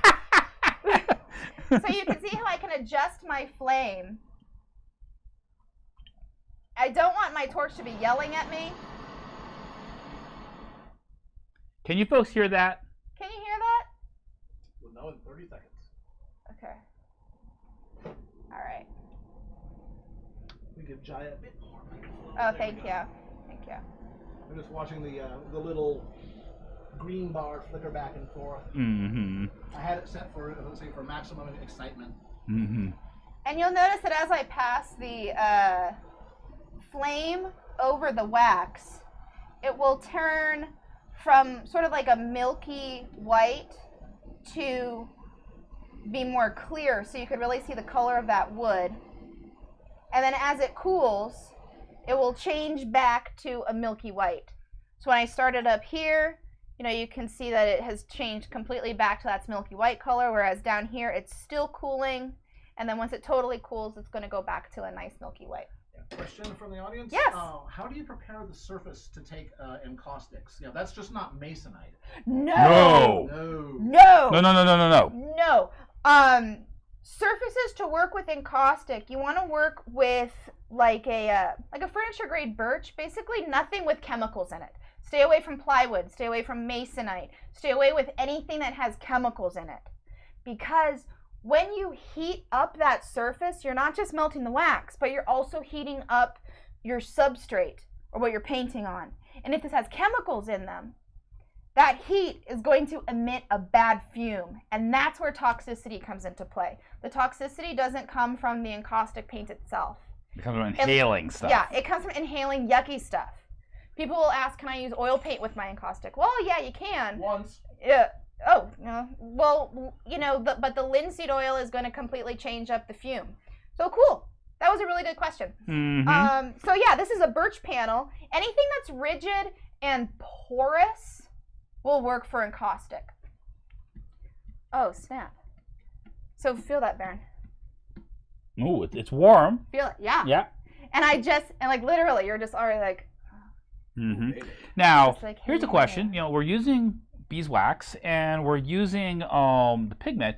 What function exactly does the Damar resin perform? The Damar resin is the hardening agent. Okay. Because beeswax will never fully harden to the point of like you know, how you would want something to be cured, Mm-hmm. unless you add that Damar resin in there. Because if you didn't, you'd have the sticky thing, you'd have bugs, It's just bugs always and gonna dirt. be sticky and Yeah. stuff stuck to it. Mhm. The Damar resin also allows you to buff it if you want it to be shiny. Mm-hmm. All right, what I'm gonna do is I'm gonna start getting some color on here because seriously, we're gonna get some color on here. All right, very cool. And this is where it really starts getting interesting, folks. Okay, awesome.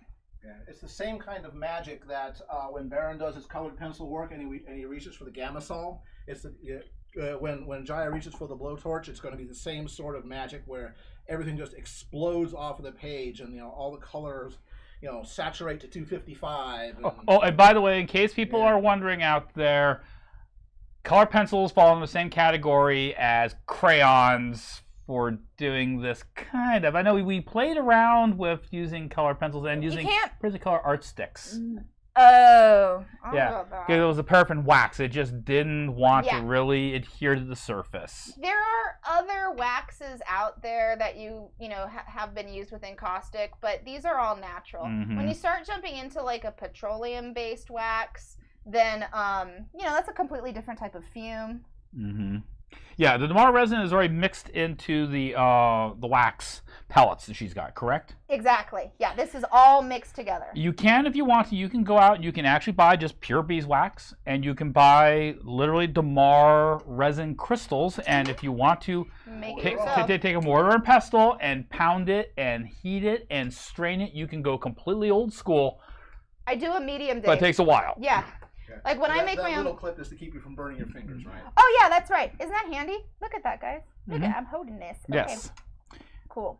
So what I'm doing is I'm really just kind of laying down a field of color, and then I'm going to fuse this. Doesn't look like much, and in fact, my original drawing is.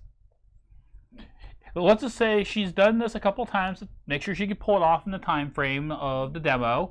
But let's just say I got some amazing text messages full of all kinds of language that you wouldn't want to use around your mother. Yeah. Depending upon your mother. Is encaustics a substitute for ink tattoos? Not on purpose. Not deliberately. What we'll do next stream is we will do an encaustic tattoo on Baron. There we go. Let me check my insurance. Okay, good, cool. Then we just take a piece of cloth and rip, and the cloth is the art. Yes. You're just the transfer substrate. There we go. These colors here, do you also see how transparent they are? I can control how strong in terms of saturation or transparent these colors come out with how much pigment or how much encaustic paint I'll melt into my tin here, or how much encaustic medium I'll add to that. I like working with a lot of very subtle glazes, so the pigment strength is not as high for me in these beginning layers. When I start adding later layers, sure, I'll start pumping up the volume. Yeah, basically think of it like watercolor, where you can do almost straight out of the tube and get very intense color, or you can add a lot of water and dilute your color back to a very, very subtle wash. All right, and Lance, this next thing that I'm going to do, you're going to want to zoom in like right close on this. You got it. Awesome.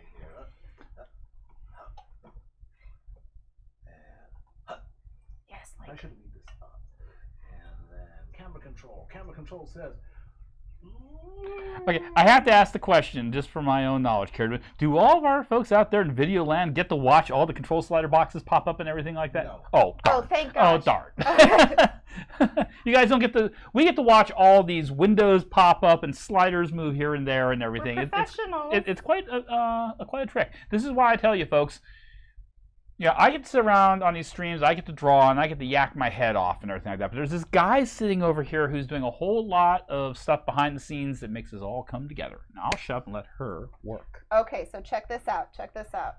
All right. This doesn't look like much to write home about. And you're like, all right, well, her horn's completely covered. Seriously, we tuned in for this. Mm-hmm. Not too crazy. But what I'm really looking for in this base layer is just really getting some color down, and I'm going to begin to add detail on top of that. I'm I'm just going to get a little bit of that moon color. This is a color that I made. It's really, really pretty. It has a whole bunch of other colors in it that I have no idea what they are. Oh, it is. It's kind of a neat, almost like jade or opal green color. Yeah. And so what I'm doing is I'm just kind of getting that moon color on there. All right. So we're zoomed in, right? Yep. All right. You want to zoom? Can we zoom in even further? That's as far as All right. Okay. So here what I'm doing is I'm again just kind of going over the surface. This is called fusing. And I just kind of get that wax nice and melted. And then I'm going to pass one more time back up here. And I'm going to begin to hang out. And she's basically using the flame like you would use a brush to kind of set and fuse the colors to get the colors to merge together and everything. Now, I don't know if you guys can catch this, but it was really just amazing to watch this unfold before us. Oh my God, Lance, get a close-up! No, you're stinking at this! This is as far as it goes. Oh my God. All right, let me see if I can push it just a little bit more. There we go.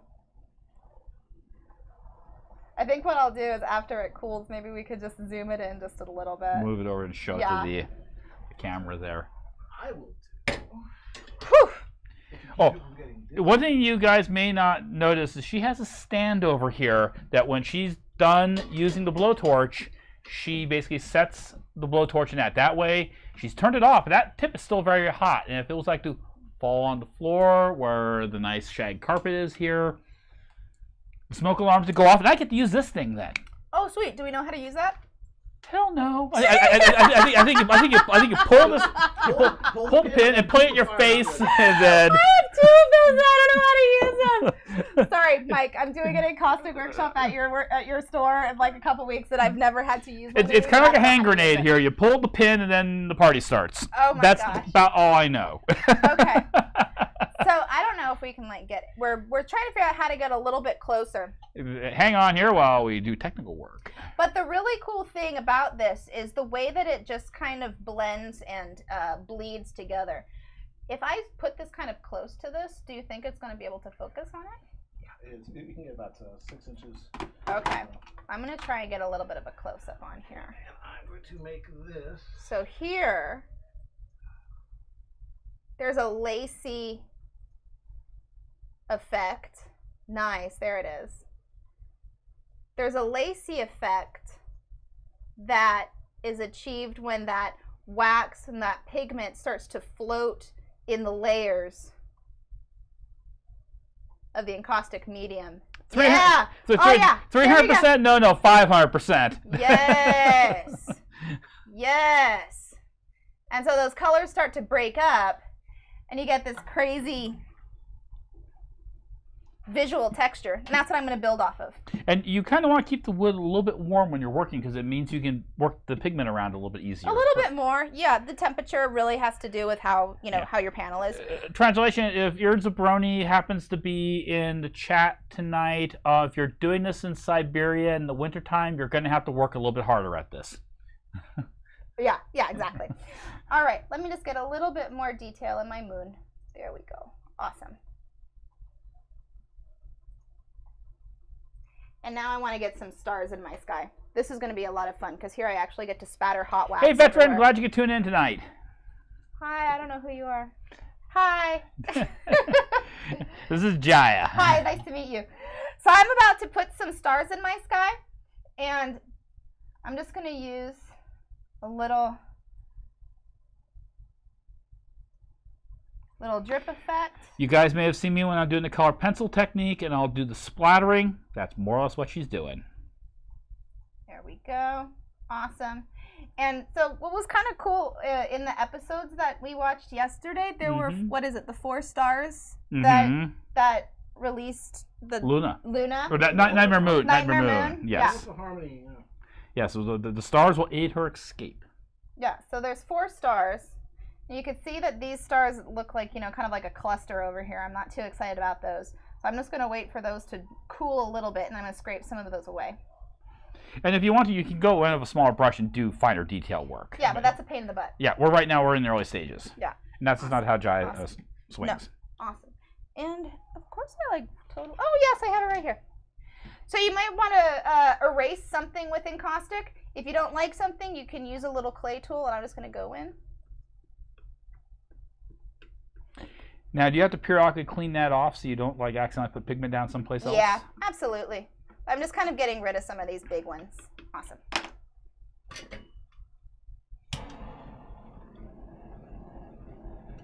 And she's fusing it again with the flame. There we go. And I'm working very, very quickly so that that color doesn't spread. Hey, Magic Mike. Oh. I know who that is. What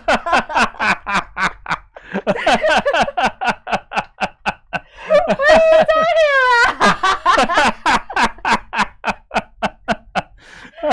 Oh my god, I love it. Welcome to the chat. Hi. I'm just gonna push some of those stars back with a little bit of black and a little bit of that blue. Love it. Love it, love it, love it. Let me give that one more. Whoops, wrong one. Let me give that one more, and I'm going to put in my 4 little stars that released Luna or Nightmare Moon or all that good stuff. Mm-hmm. Awesome. Whew. It really doesn't take a long time for this to cool. Like, I just fused that, and already I can keep working on top of this surface. So I'm going to add my 4 little stars that Luna was. Oh my God! Just help me out with the Nightmare story. Moon. Nightmare Moon. I swear. Yeah, she was basically under different management. That one. Yep. Gave in to her inner demons. Mm-hmm. Literally. 1, 2, 2, 1, 2. We're gonna do 3, and then we're gonna do 4. And those guys are gonna be our big ones.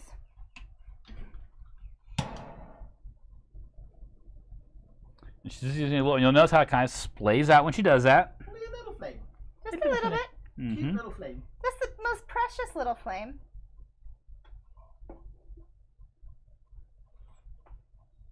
Like a blowtorch, only smaller. Like a blowtorch, only smaller. Yeah. Like you're doing creme brulee. Okay, good. Awesome. So while those guys cool, you know, when I look at them, I kind of think that they sort of look like jellyfish instead of stars. So I'm going to have to rein those in just a little bit.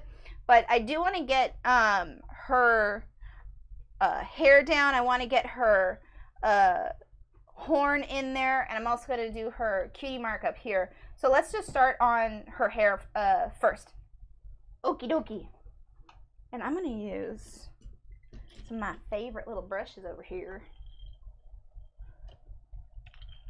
The colors that I picked were specifically Luna-based colors. I have a few different purples. I have a blue, or like an ultramarine blue. I have a couple other blues. And, you know, these brush strokes, happy little flames. I love it. Mm-hmm. Bob Ross 2.0. Oh my god. He's huge on Twitch. Yeah, everybody plays Bob Ross videos as, you know, an intro to their own show, or just, you know, off in the corner, just the soundtrack. Mm-hmm. Because he's so calming. Yes. The original ASMR. Yes. What's Twitch? Twitch is a service where people primarily what they do is they play video games and then stream the games. You saw that video we were doing earlier? Yeah. Think of that, but live. Yeah, and so people will watch it. You know, if you know, oh, I can't do this through this game, but I want to see, you know, how it ends. You know, or, you know, let's see if this guy can set a speed record for, you know, Sonic the Hedgehog or something like that. It's just basically you know, people playing video games and people sort of watching over their shoulder and, you know, heckling and the whole bit. Glad you're enjoying this so far, Barry. Oh, who's Barry? Hi, Barry. Barry from Mars. Barry from Mars. And we're front and center on the front page of Picardo TV. Ooh, sweet. Magic Mike might like that. Yeah, you're caramelizing the wax. Yes. Yeah, so that it tastes good and goes well with onions. Exactly. So onions. this is definitely, I would say, one of the amazing things about this medium is you can get a beautiful brush stroke, and it has a similarity to watercolor in terms of the transparency and the layering. I just think that it is, like, seriously, like, this is something that I wake up in the morning and I do. I think that the earliest that I turned on the wax was about 7:30 a.m. Mm-hmm. Might not be saying much for some other artists out there. They might be going at it at 6, but yeah, I wake up, paint some horses, go take some pictures of horses, and then paint some more horses. Now, since you kind of mentioned watercolor, is it possible, short of taking a little scraper, to lift pigment or color if you've gone, oops, I didn't like that? Oh, absolutely, yeah. This is your eraser. Like that's your all-purpose tool. Yeah, like I could take care of this little dot. Take a whole section out and go, nope, I don't like that. Absolutely, yeah. All right. And then if you could scrape all the way back down to clean board, and you could start over if you painted something and you absolutely hate it. Okay. You know, it's like making you angry. So that's an advantage of encaustic, is that unlike a canvas where you have to sometimes do some really unfortunate things to get a canvas back to working surface, you can technically just practice, scrape it off your wood, go right back to it more or less. Now, would you have to reset with the medium? It's a good idea too. Okay. And because putting that medium down in step 1, it's easier to scrape back to 0 without needing, you know, having your board stained or anything yucky like that. Or Chug glug. Wait a minute. Chug glug. Wait. Glug, chug glug. No, good. It'll take me longer than Baron. yes, Well, Baron's a pro. that's right. And with that I've been club streaming soda, for a while. with that club soda, it was perfect. Yeah. I knew there was a little something. Yeah. I made both of them at the same time, and I made enough that it filled it up. Like, ah. No, with that club soda, it was perfect. Yeah, basically this is your Control Z tool. Yes. Yeah, so I was able to just completely take that back down. All right, I like my hair right there. I think that what I'll also do is I'll do a quick little fuse, and then I will add the ear in there. Okay. The other thing that was super cool about Luna, with how flowy her mane was, Mhm. I think I kind of want to make her mane come out a little bit more, and that was something I didn't really do in the mock-up. So let me do a little bit of that, and I'll do it with this. Looks like that. Oh yeah, that's gonna be so cool. I know that you guys can't see too much right there because it's kind of dark, but let's just do.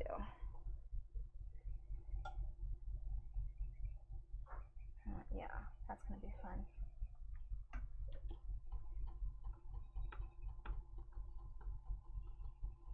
Because you know she's working on a really big, wide, flat brush, but she can go back into that tool and she can thin down her areas of color when she needs to. Time for more fusing. Fusing. You want to fuse in between layers because that's what attaches and really sets that wax in place. If you don't fuse, you have the possibility of your layers maybe chipping or flaking off. And you want to get into the practice of doing this pass of the heat over your layers so that everything stays together. Oh, I forgot to put the stars in her hair. Oh, will you? Yeah. I'm going to do that. Okay, good. That was also super, super important. Okay, No, cool. don't worry, Jaya is drinking much less than I am, Lego, and I have a designated driver.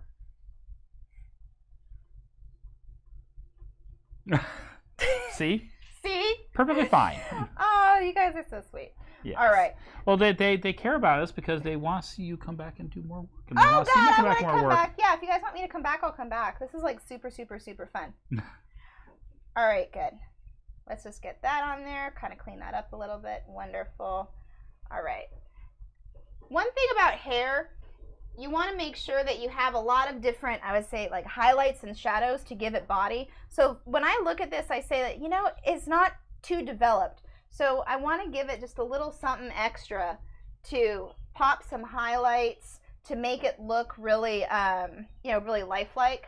This is where you can start to use your encaustic palette actually as your mixing surface. And I don't know if you guys can see it because I know that Lance is making another drink.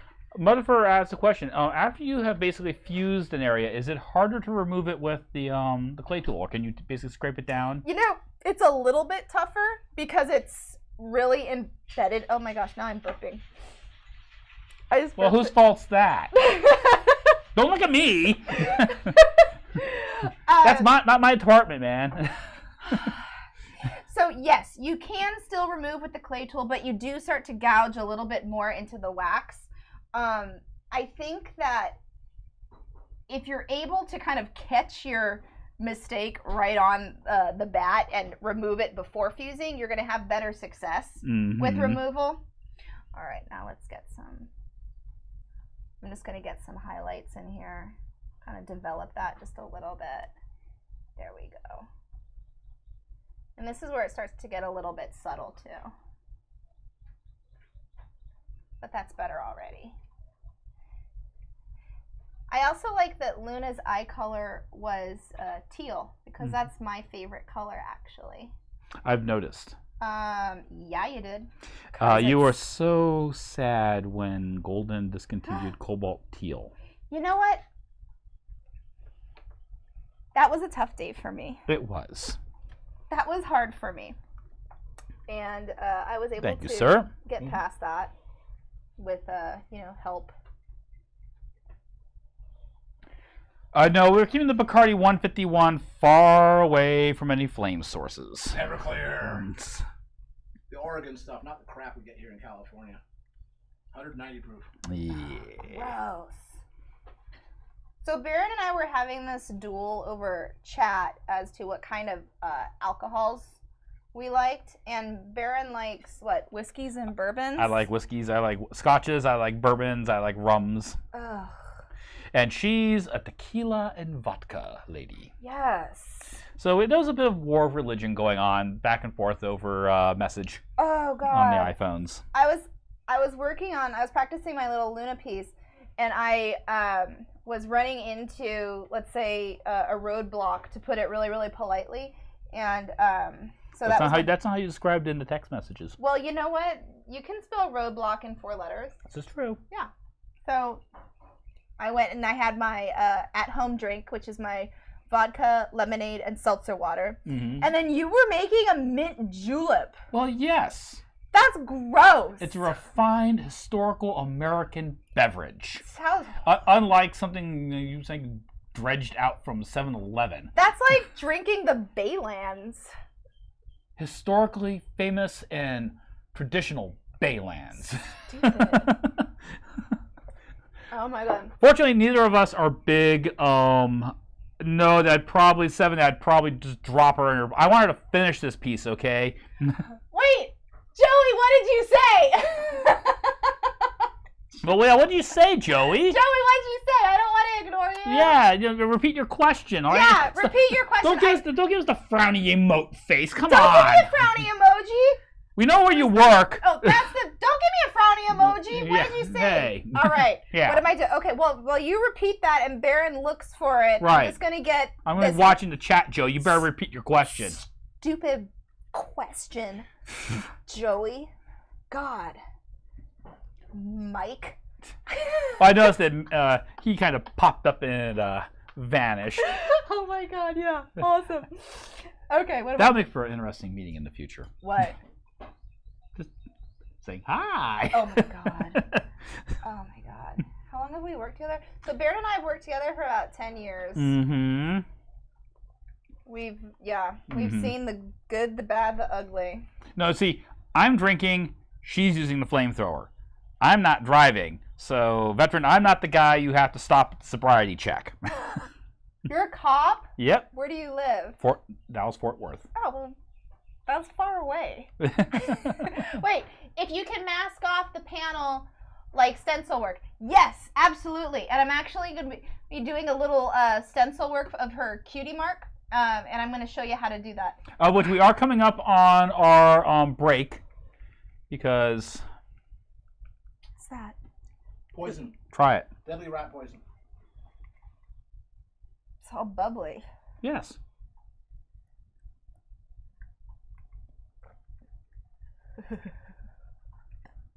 I can't swear. What is this? That is vodka, lemon, and club soda, and a little tiny bit of sugar. This is like a hard version of what I make at home. Yes. Oh, hold on a second. Yeah. Too strong for you, my dear. Maybe. We'll set that aside. And we are basically coming up on 7:30, so we're coming up on our intermission. Cool. And after that, I'm going to start tackling her horn. I'm going to rein in these UFOs so they look more like stars and start to tie it all together. I've been here though. That inlay technique that you do, yeah. I've been here the whole time. Yeah, you have. It's Am I allowed to flip them or flip one of them off? Oh, That would be yes, you may. One bird per Just one. stream. Yeah. It's kind of one bird per boss. kind of PG-13. Yeah, next time I have a meeting, it's gonna be amazing. awesome. See you soon. Mhm. Or I don't know how long it takes to turn it off, but see you soon. We're going to go do an intermission. Okay, Whoop. we're back. Hi. Hi. That was professional. Gotcha. Oh my gosh. Okay. So we're back and we're on the second part of the Mhm. painting. I'm pretty excited about how this hair is looking. I feel like there's maybe a little bit more refinement I can do with that. I know I definitely hate the 4 stars that I put in there, so I need to totally attack that.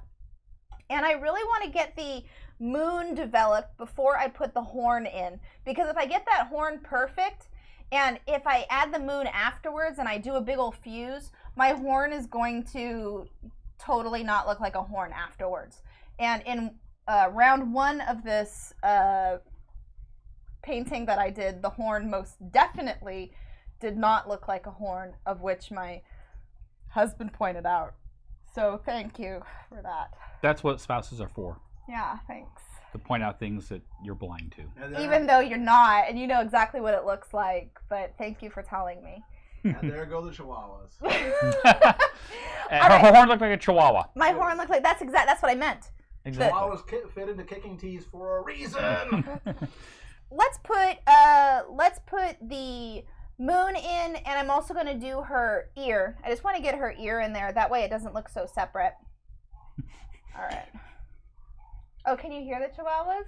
They're probably not picking it up. Yeah. Oh, They're good. just my Can you toes. guys hear the chihuahuas? Can you hear the chihuahuas? How do you pronounce do you pronounce it chihuahua? You pronounce it. The way you pronounce it is the rat that barks. The rat that barks. Yes. God, it's rich.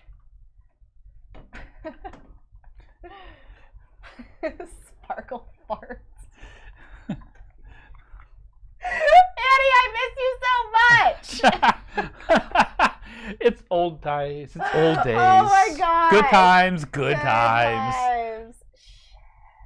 Oh, yeah, I could say that one, right? I can't say the other one. Yeah, that's right. Okay, shit. Yeah, that's okay. We're a PG-13 operation around here. All right, so I got her ear in there. I'm just going to call that one done. Kind of like that. There we go. Awesome. Let's do the moon. Let's get the moon in there. Oh my gosh, Luna's all about the moon. If you have a crappy moon, you're going to have a crappy Luna. So let's get it right. Well, I don't know. I mean, I kind of figured that. Yeah, It's true. No, it is true. It's Yeah. true. We shall not this. The moon shall not be crappy! Exactly. We just probably. Wow. Look at the bar move on that one. Okay, for all you folks out there who ears aren't ringing, welcome back. Wake up and pay attention to me painting the moon! I have a volume control right here. Oh. I can make you stop flashing red. Oh, okay. Yeah, there we go.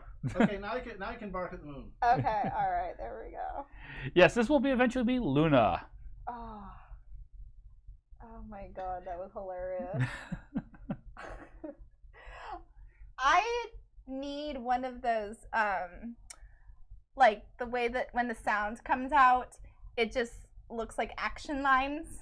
Mm-hmm. I need one of those. Yeah. We need more special effects in our life. Rest in peace, headphone users. Okay, I'm gonna get a little piece of software called a compressor. Mm-hmm. That it will boost the quiet and it will cut the loud and it will make it nice and even. So you can holler and hoot. Oh my Look, god. she hollers and hoots. I'm a bit more refined. I'm refined. Like petroleum products. This is refined. Yeah, but you don't want to use It's petroleum product based wax because that's a whole nother level of fume that's yucky. Mm-hmm. Even though you can get my hair doing that thing again. Yes. So that's what's up with petroleum-based wax. Yes. All right. I don't know. What were you saying? That's the way. Just ignore the tech people. That always ends up ending well for you. Oh my god. All right, there we go. Okay, got my moon in there. Awesome. We definitely need some moonshine. Ooh, I like that. Even though moonshine is still kind of gross. Okay. I'm gonna start softening this halo that I have going on with the moon because this is a little bit of a strong jump. I don't know. It looks kind of cool. What do you guys think? So you guys let me know if I need to add a little bit of a halo around the moon. And I know that it's like a 30-second delay, so Yes, we'll yeah, wait. we're gonna wait. We play the Jeopardy music right now. Yeah. Do, do, do, do, do. Oh, I should have done that in front. Bing. Woo! Fire! How old is that gonna get? Forever.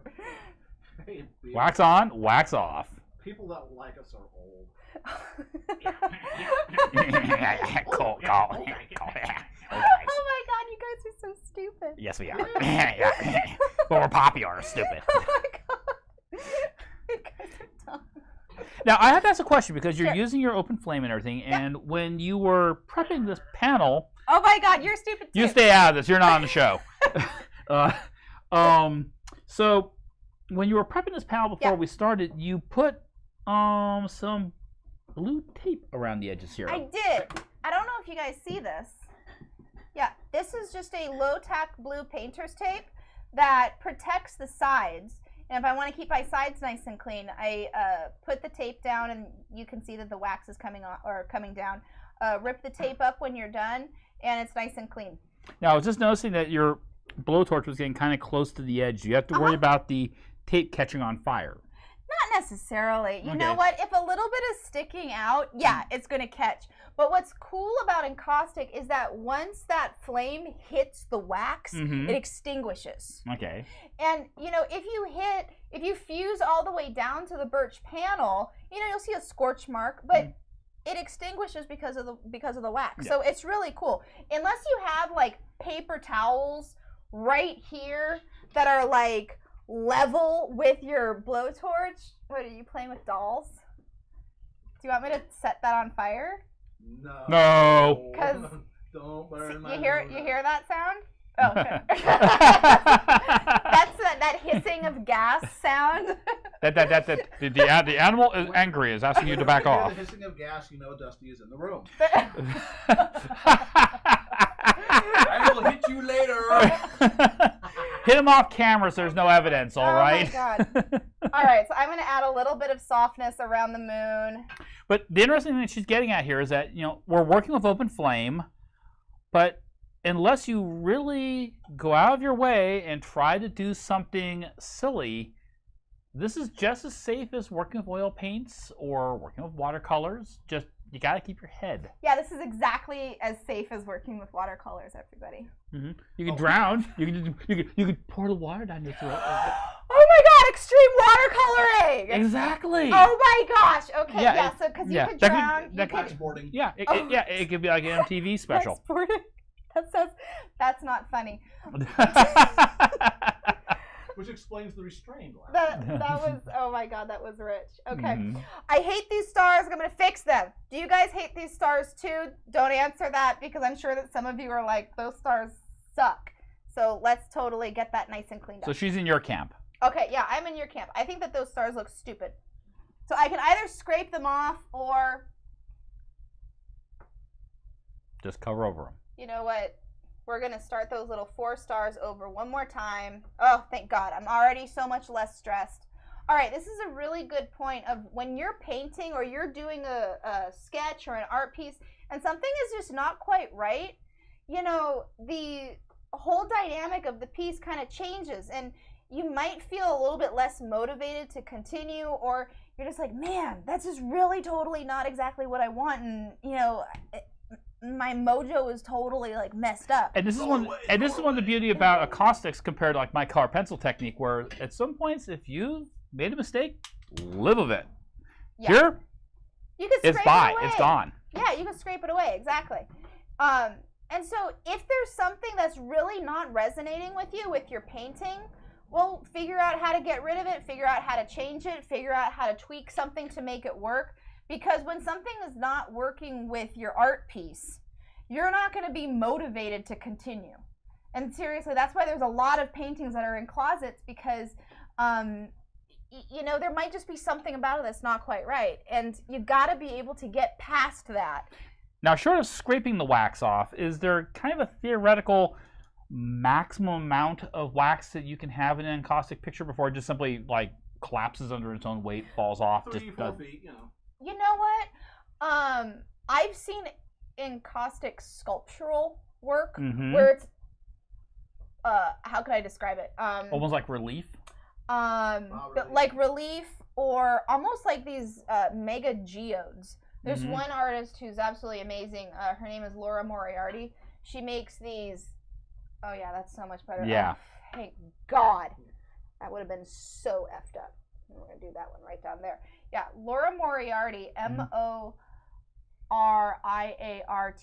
as in like, you know, Sherlock Holmes, Watson. Laura Moriarty. She does these amazing encaustic, geodetic, like geological sculptures where she scrapes the wax and she molds them and she creates these crazy pieces that look actually like stones. They're absolutely gorgeous. Okay, my hair is really freaking me out, you guys. Just bear with me.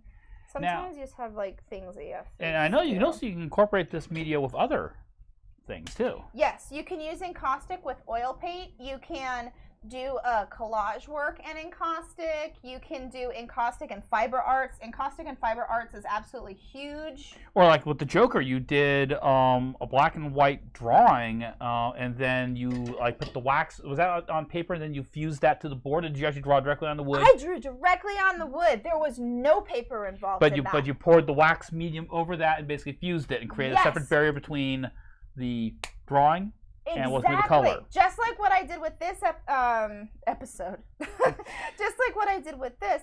I protected the drawing, and I put that wax medium over there, and then I worked on top of it. And eventually, you know, you don't see the drawing at all. So let's see, I've got my 4 stars there. I feel a lot better about those. Oh my gosh. Yeah, those 4 stars were like really making me, you know, kind of irritable, honestly.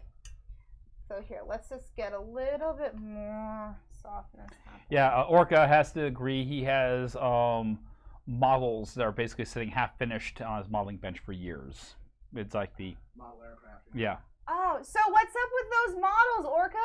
Yeah. Like, what's the problem with it? Seriously, like, is there something that is just kind of like a missing link? Is it something that you can tell what the difference is? Or I'm sorry, I'm like totally like distracted by what's happening here. But is it something that, you know, you just need to like fix like a certain part? Or, I mean, it's one thing if you're just like uninspired, but you know, what is it that's stopping you from finishing them? Which I'm not answer. Oh, he'll get around. Okay, good. Oh, that's right. There's a 30-second delay. I have to remember that. No, so 30 seconds to 1 minute, depending upon where they are. You guys see how the softness of just the encaustic medium kind of gives the effect of like a Milky Way? Yeah. Isn't that pretty? That's pretty. This is like what I do all the time. I like it so much. It looks like a medium that'd be great for space art. Yes! Oh my gosh, speaking of space art and speaking of just art in general that you might be inspired by, like, Baron, I think it is so super cool that you do, you know, commissions and... Speaking of commissions, Jaya, do you know anybody who does commissions, that does encaustic work? Oh my gosh, it's such a good thing that you asked that question, Lance. Yeah. I segue so smoothly. Yes. Why, it almost didn't sound scripted. That didn't sound scripted at all. Absolutely, I do commissions, and what I'm going to do is I'm going to start a new Facebook album that is inspired from this stream. And I don't know if you guys have looked me up, but I do a lot of very, very traditional horse equine art. And you know what? There just might be a possibility that one of those traditional horse equine arts might have a cutie mark, or if one of those horses needs to be, you know, hot pink or purple or blue or light. What's Applejack? She's kind of a yellow orange. Yellow orange. Not the color of the walls. Yeah. Yeah. So the way that I work, it's totally different from, you know, your standard fan art. Mm-hmm. I would say that it's Yeah, it is a little bit more traditional, Mm-hmm. but there's always a duality with the equine art and Mhm. My Little Pony. I'm not gonna paint a My Little Pony, but what I can do is I can do an absolute like representation or a. And you're working on a very big piece that's Oh going to be my hanging in a very impressive place. Yes, I am working on a 40 by 60 panel, which is about the size of a very expensive Fiat. So I'm painting on a panel that's that big with encaustic. It's a big old horse equine piece, and it's going to be hanging in the Sacramento supervisors' chambers, county supervisors' chambers. And so whenever people go in and they are supervised in the chambers, Yep. they get to see my art. But she's going to have her stuff hanging in the Sacramento state government buildings. That's something I haven't done yet. So she's got a feather in her cap that I need to get. Art in public spaces, government. Ooh, that's good. Yep. Ooh. Cucumber. Oh, thank you, Lance. Would you like a reload? Oh my God, yes. I mean, thank you. Brain lubricant, hard at work. That's my brain lubricant. Okay, everybody. Very cool. So I created sort of like this space art, or not like space art, but I created this sort of nebulous Milky Way effect to kind of give the appearance of outer space. I swear, encaustic and that sort of otherworldly. Thank you. It is ethereal. That's such a pretty word. Maybe that'll be the name of my Facebook album. Ethereal art. So yeah, there we go. And what I'm doing is I'm just kind of doing a little bit of a deeper fuse where the horn is going to go, because I want my wax to be nice and flat where I paint, where that where the horn is going to be. So that's another thing, folks, is that Clear Skies is that you can use the heat not only just to fuse it, but if it's gotten like kind of thick and kind of bumpy and lumpy, she can actually use it to kind of iron it flat, almost kind of. Not so much, because you can actually use irons with encaustic, but you can really allow that wax to self-level. That's really what I meant. Okay. Oh my gosh. Okay, this is, to be honest, everybody, this is like my most stressful part of the painting. So I want all of you to be really, really nice and gentle with me. Good thoughts. Think really happy thoughts, because the horn, if you mess it up and it doesn't look like a horn, we're all going to know what it looks like and laugh at you. Laugh at me. So let's do this, everybody. And it'll live on YouTube forever. It will live on YouTube forever. No pressure. Break a leg. Thanks, Baron. No problem. Hey, Lance, we got any good ominous music we can start playing dramatic, like they got defuse the bomb type thing? Oh my God, this is like Mission Impossible. Okay. Oh my God. Next time. Frickin'. Yeah. That's not ominous music. Time to be judgmental. That's like. Dun dun dun. Oh my gosh. Okay. That's like the opposite of ominous music. Now, somebody in the stream was asking about stencils, and guess what? This is horrible music. Can you guys hear this? I don't know. There are times when it's appropriate to measure. This is awful. Pink fluffy unicorns dancing on rainbows. Which is wonderful. My wife, Smudge, loves playing robot unicorn attacks. At least she's gotten tired of the song always, so she's turned off the music part of the game. I can't believe that I'm listening to this while I'm going to paint a horn. Yeah. Okay, everybody, so I'm going to paint a horn. And trust me. Okay, stop, because I'm messing with my whole... You're ruining your groove, man. Ruining my groove! Oh my God. You want something that kept horny going, so there you go. I hate you for the rest of my life. Oh, did people see that picture Which picture? of me and Yeah, him. Dusty? Yeah. Did you guys see that picture? If you're not following me on Twitter, then well, basically, how would the ancient Egyptians have done this without blowtorches? Well, they're in Egypt. The sun is pretty hot. You hear all those things about don't leave your dog in the car. That's Egypt.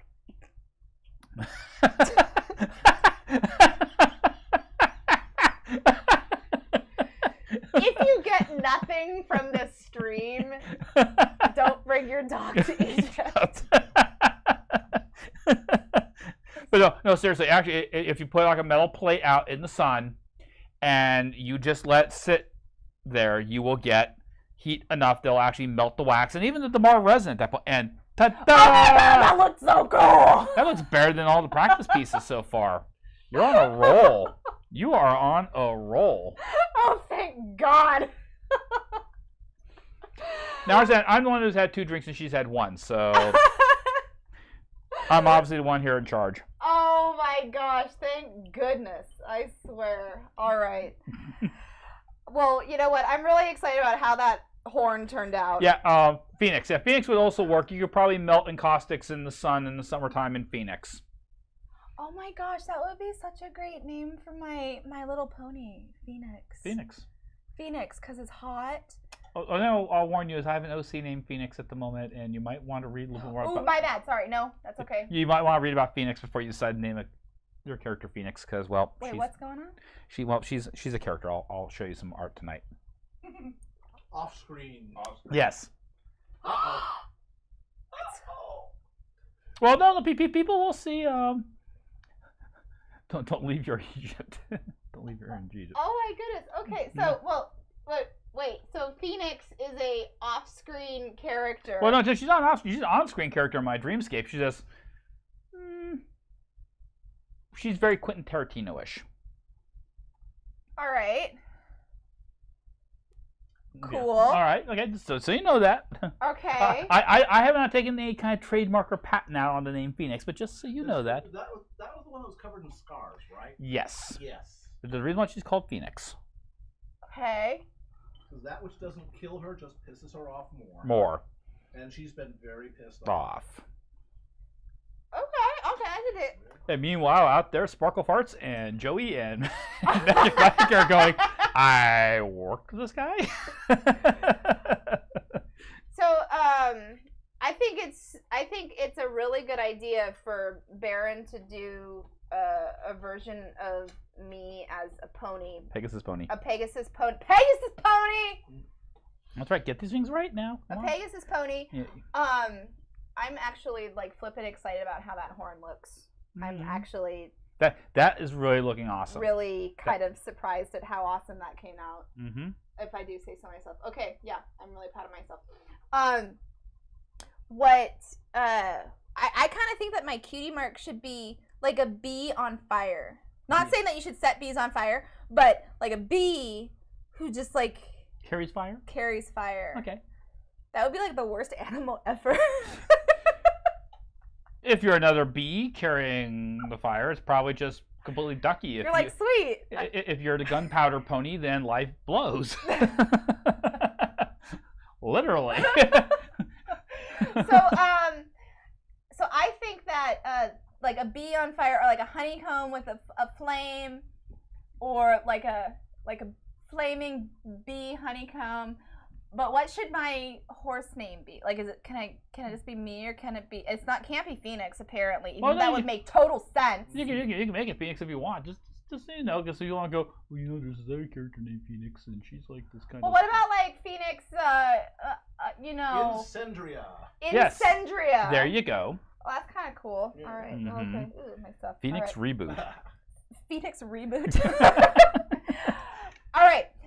She's playing with knives now, folks. I'm going to hold on to the fire extinguisher. Yeah, you're playing with knives. All right. Okay, I'm going to step over here and hold on to the fire extinguisher in case I need to defend myself. Because, the fire extinguisher will defend you from the knife. Hey, it always works in those zombie movies. All right, I'm just going to scooch this little guy up a little bit. Excuse me, guys. All right, here we go. So to do the cutie mark, I am going to definitely do a stencil. Joey, this is for you right here. What I did was I laid a couple of pieces of low-tack tape together so that I made a bigger piece of low-tack tape. Big piece of low-tack tape. And I sketched on here the shape of the waxing moon. Waxing. Hey, we got a good laugh out of it last night. Good. Yeah, I thought that was pretty brilliant. And I'm just going to trim a little bit with my overly large blade because this was what I had at home. Awesome. Okay, here we go. There we go. Stencils and encaustic give you that precision that is tough to get with a brush. Kind of like with airbrushes, you know. Mm-hmm. Exactly. Yeah, like with airbrushes. For the same reason. Actually, a question: can you use some of the stencils, pre-cut stencils that are used for airbrush or for some of the faux painting? Yes, you absolutely can use stencils off the shelf. You can make your own stencils, just like with what I'm doing here. You want to use, like a flexible plastic so you can cut into it easily. Mm-hmm. Airbrush stencils are A-okay. Crafter stencils are fine. And it's just a really nice, simple way to get a pattern or an element into your piece that you just wouldn't be able to get by, painting it on with a itty-bitty micro brush. There we go. There we go. There we go. Okay, good. Oh my gosh, and of course, one of the beauties is that the temperature of the wax you're working with is much, much lower than the melting point for the plastic. So you don't have to worry about the plastic melting because you're putting wax on it or anything. If you hit the blowtorch, okay, yeah. Be gentle with the blowtorch. Right. You don't want to blowtorch or heat gun your stencil because then you're going to be buying a new stencil. Mm-hmm. So there's your stencil torch 101 on that. Okay, good. Of course, you can always buy it at University Art. In case you burn it up, you can buy all your art supplies at University Art. Yeah, there you go. University Art has a really cool supply of stencils right now. I did a workshop today, a color mixing workshop. It was amazing. Everybody did great. Oh my gosh, it was so cool. Just walking around the store, I saw that they had a nice little selection of stencils, so that was really nice. By the way, Clear Skies wants to let you know that this is looking awesome. Oh, thanks, Clear Skies! Ooh, you're my friend. Yeah, he's the guy who created the Roan RPG I showed you the book last night. Whoa, that was so cool! Yep. Yeah, he's the author and lead ringmaster. Mm-hmm. That's serious. Can I say badass? Yeah. That's badass! Yeah. I looked through that book and I was like so flippin' impressed. Oh my gosh, that is so cool. Oh, okay. Can we do like a plug for Roan or something? Oh yeah, we do plugs for Roan all the time. Oh, okay. And actually, one thing I do want to take a moment here to thank some folks for is that, especially because I got the payout today. 2 years ago, I was able to leave my day job. Sorry, Magic Mike. At University Art, which had employed me for 20 some odd years. Thank you very much.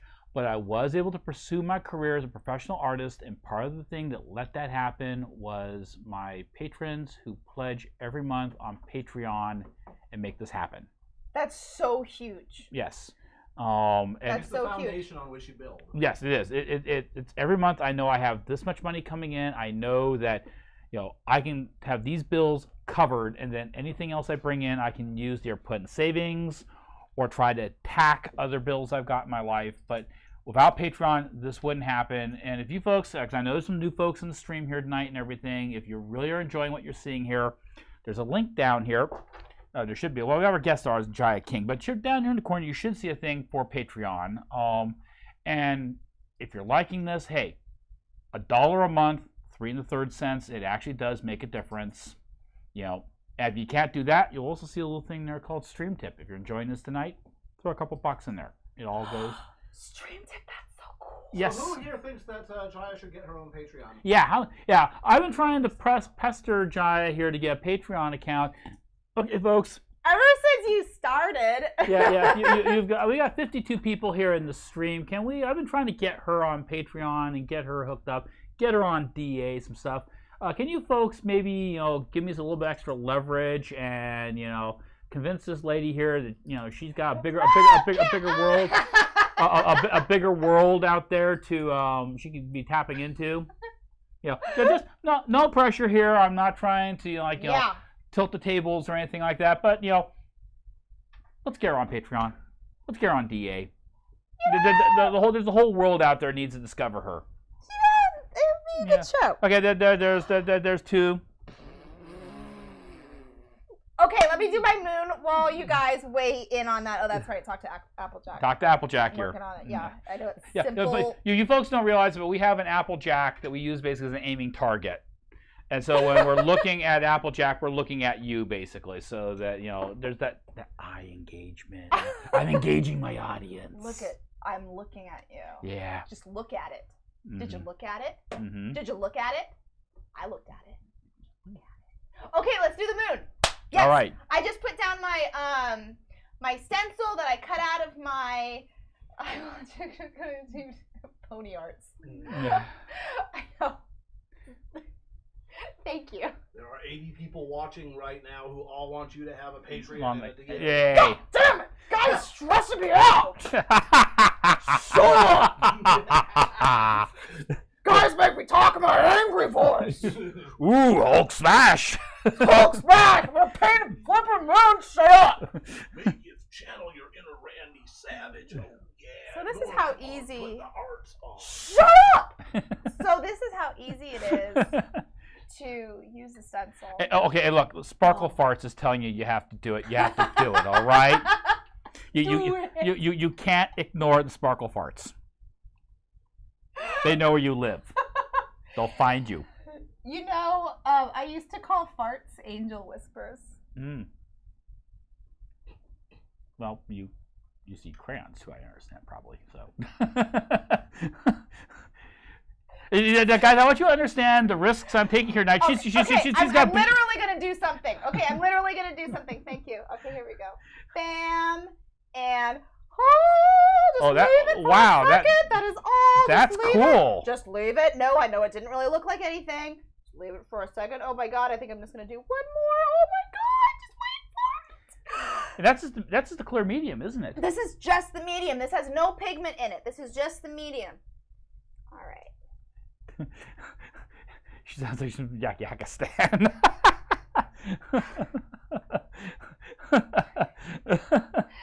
I hate all of you for the rest of my life. Oh my god. So you know she loves you. Yes. I just dipped the wrong end of the paintbrush into the paint pot.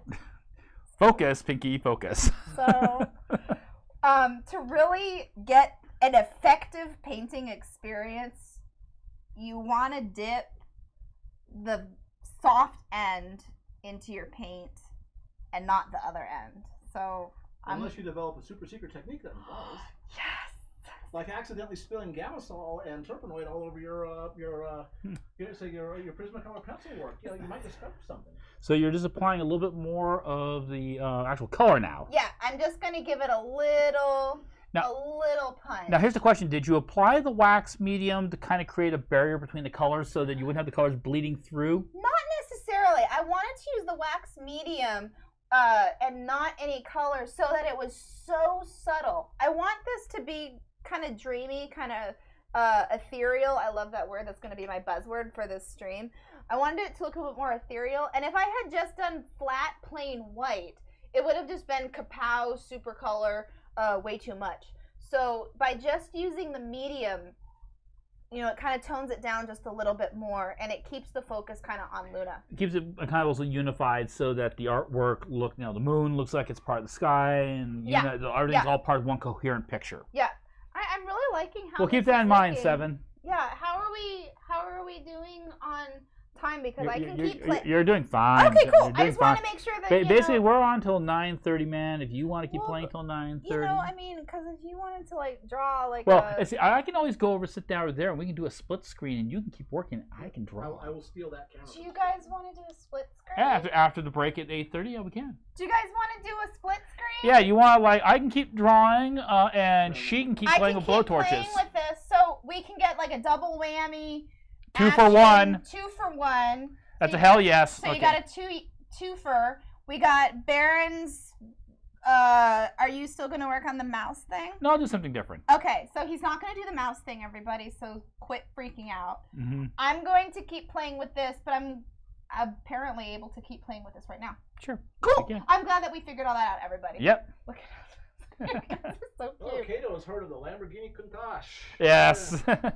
When you literally had to drop the engine out to replace the spark plugs because it was made to look at, not really to drive. Okay, we go. Jaya, darling. Lulu looks amazing. Oh my gosh! This is Lulu. Who's Lulu? Lulu, that's Lulu's nickname. Yes. Oh, thank Yes. you. Lulu. Oh, I'm so glad that you like a Lulu. And Celeste is sometimes called Sully. Lulu and a Sally. Yeah. Or moon butt and sun butt, respectively. Yes. Moon buttons. I think that. Just do it. We'll do it. You know what? Yeah, we're gonna do that. What I'm gonna do is I'm also gonna add some of the night sky behind her mane because that was a really big part about Luna. Mm-hmm. And I'm just gonna tighten up some of this just a touch. Yeah. Just a touch. Oh God, I didn't like what I did right there, so I'm gonna adjust that. Okay. Yeah, we'll go split screen. Yeah, we're gonna do a split screen. So apparently someone's running to get the split screen technology. Yeah. See, once again, folks, I get to sit here and talk to you guys on camera while behind the scenes there's a guy making all kinds of technology happen. So that when we go to break and come back, hey, We get split screen. we get split screen. That's exciting. We get magic. Yeah, so this is like super addicting. Mm-hmm. This is. Would you like to be back again? I want to come back. Okay, here, folks, let's ask this question. Tonight I'm kind of hosting and Jaya's my guest. Would you guys like to see a stream just with her? Not with my ugly mug. You can just have her. Would that be cool? I'll do the biggest possible smile that I can. Come on, folks. I'm trying to convince her that this is something. That she needs to do. Yes. It's like radio silence. Oh, no. Yeah, I love the whole thing. That pic is gorgeous. Wouldn't mind seeing it. This pic is awesome. Do it. Do it. Do it. I really like this. Do it. Do it. Yes, Jaya, get Picardo. Well, Okay. on the Zoom, you're like halfway around the world, so that's not surprising. And Wireball, are you new to the stream? Are you, I don't remember seeing you in the chat before. If you have been here before, welcome back. If this is the first time, welcome. We're doing something kind of special here tonight. I kind of feel like I really want to put a little bit more glow around her horn, but the glow is like where I kind of pitfalled before, Mm-hmm. and that was where the horn stopped looking like a horn. Mm-hmm. The glow. It's a matter of balance and moderation. It was, and there was no moderation where there needed to be moderation in the Mhm. horn, but I really feel like there just needs to be a little bit more glow around the horn. Mm-hmm. I'm just gonna, oh my God, I'm not gonna mess this up, you guys. I'm really, really, really, really, really not gonna mess this up. By the way, one thing. Because you're too damn good. Yeah. Oh my gosh, thank you so much, man. And one thing that's kind of cool about this is that, like for your brushes, you walk away. Hey, they get all kind of hard. Put them on the heat plate. Put them in the wax. Bam, they're They're softened. set to go. they're You soft- don't have to clean them up back to, square one. Oh my God, don't mess this up, Jaya. They're all watching. Remember, there is no success. There's no failure. There is only the act of doing. Oh my God, but there is. If Nope. I mess this up. No, you're not going to mess it up. No. You're not. You're. Don't think about succeeding. No, I have to succeed. Artist tip here, folks. Ignore her whining. No. Is that You quite better often, do it right once. client, when you're focused on a project and you have to get something right, don't focus upon succeeding. Don't think about what might happen if you go wrong. Think about what you have to do. Break down the And steps. get it right. Just do those steps right, Don't mess up. and you'll often be much more relaxed, and you'll get a much better result, and you'll be much, much, much more at peace, and you'll probably get a better result. Don't mess up! You're totally like messing up my feng shui, okay? Oh my God. See, these are conflicting art schools and theories. If we come back from the break and you see that Baron's nose is now teal, you'll know why. It's gonna be great fun watching my wife edit this all together because she handles all the editings. Oh my gosh. Mask off the horn. No. Well, actually, do you really want to do that? Because that might produce too clean. You want to have like some that come to glows kind of in front of the horn. Dang, I can't mess it up now. Oh God, no.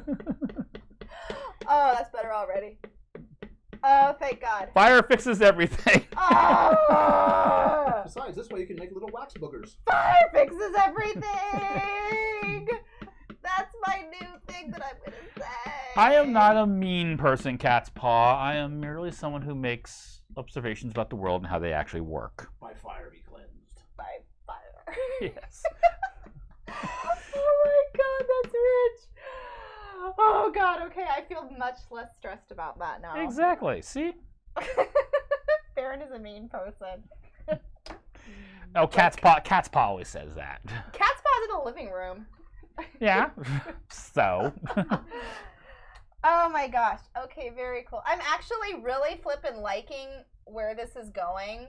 So I kind of feel like I want to just do like a space nebula thing for you guys if you want to do it. Sure. I mean, let me just put a little bit more darkness in the hair, and I think if you guys are up for it, I'd love to do like a space nebula for you if that's cool. Carradine over here wouldn't complain at all about space art Hubble fan. Yes. Okay, well we could do like a little space art, something. I just got whacked. Oh no, that was my extension, or that was my cord. Never mind. Your stuff is fine. Yeah, okay. There we go. Okay, good. There we go. Awesome. And that kind of ties that together. Nice. Oh, I was gonna do the stars in her mane. You can't have Luna without stars in her mane. This is true. Oh my gosh. Okay, you guys want to see a super cool tip? This is so awesome with encaustic. Oh, and now. Okay, Joy's asking a question. Can you heat up your erasing tool to help remove wax more easily? It is so much better when it is cold. That's a great question, Joey. When it is hot, it wants to dig down. It wants to dig down. But when it's cold, you have more control. So absolutely, if you want to be able to have like precision erasing, don't heat it up. Yeah, if you do Luna's mane, it would be prettier if you much like a nebula. Let's do it. Yeah, let's do more of that. And here's when she basically, you may not have realized this, but also Jaya was a CIA interrogator a few years ago, and she did keep some of her tools when she left her office. So we have ways of making your legacy art. Yes, this kind of feels suddenly like you're getting your dental cleaning. There might be a reason why. If you don't want me to get my own Patreon account, I will do things to you with this tool that is made out of metal, and I got it from Amazon.com. This is my favorite. Oh, that's right. It's way up here. So I don't know if you guys can see it. Or I can do it under here. There. Yeah, like right here. Yeah. It's basically a sharp, pointy metal thing, and it's my favorite tool. Okay. Yeah, diabolical is a good way to describe it. And I will do this next part of the stream in a thick German accent. Or is that Austrian? Oh God. I don't know. I don't know. Jeff would know. Yeah, I don't know. Are you tuning in, Jeff?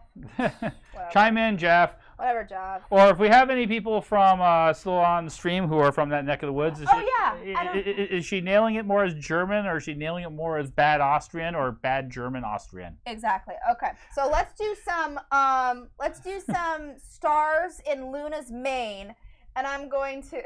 The CIA is shopping from Amazon now.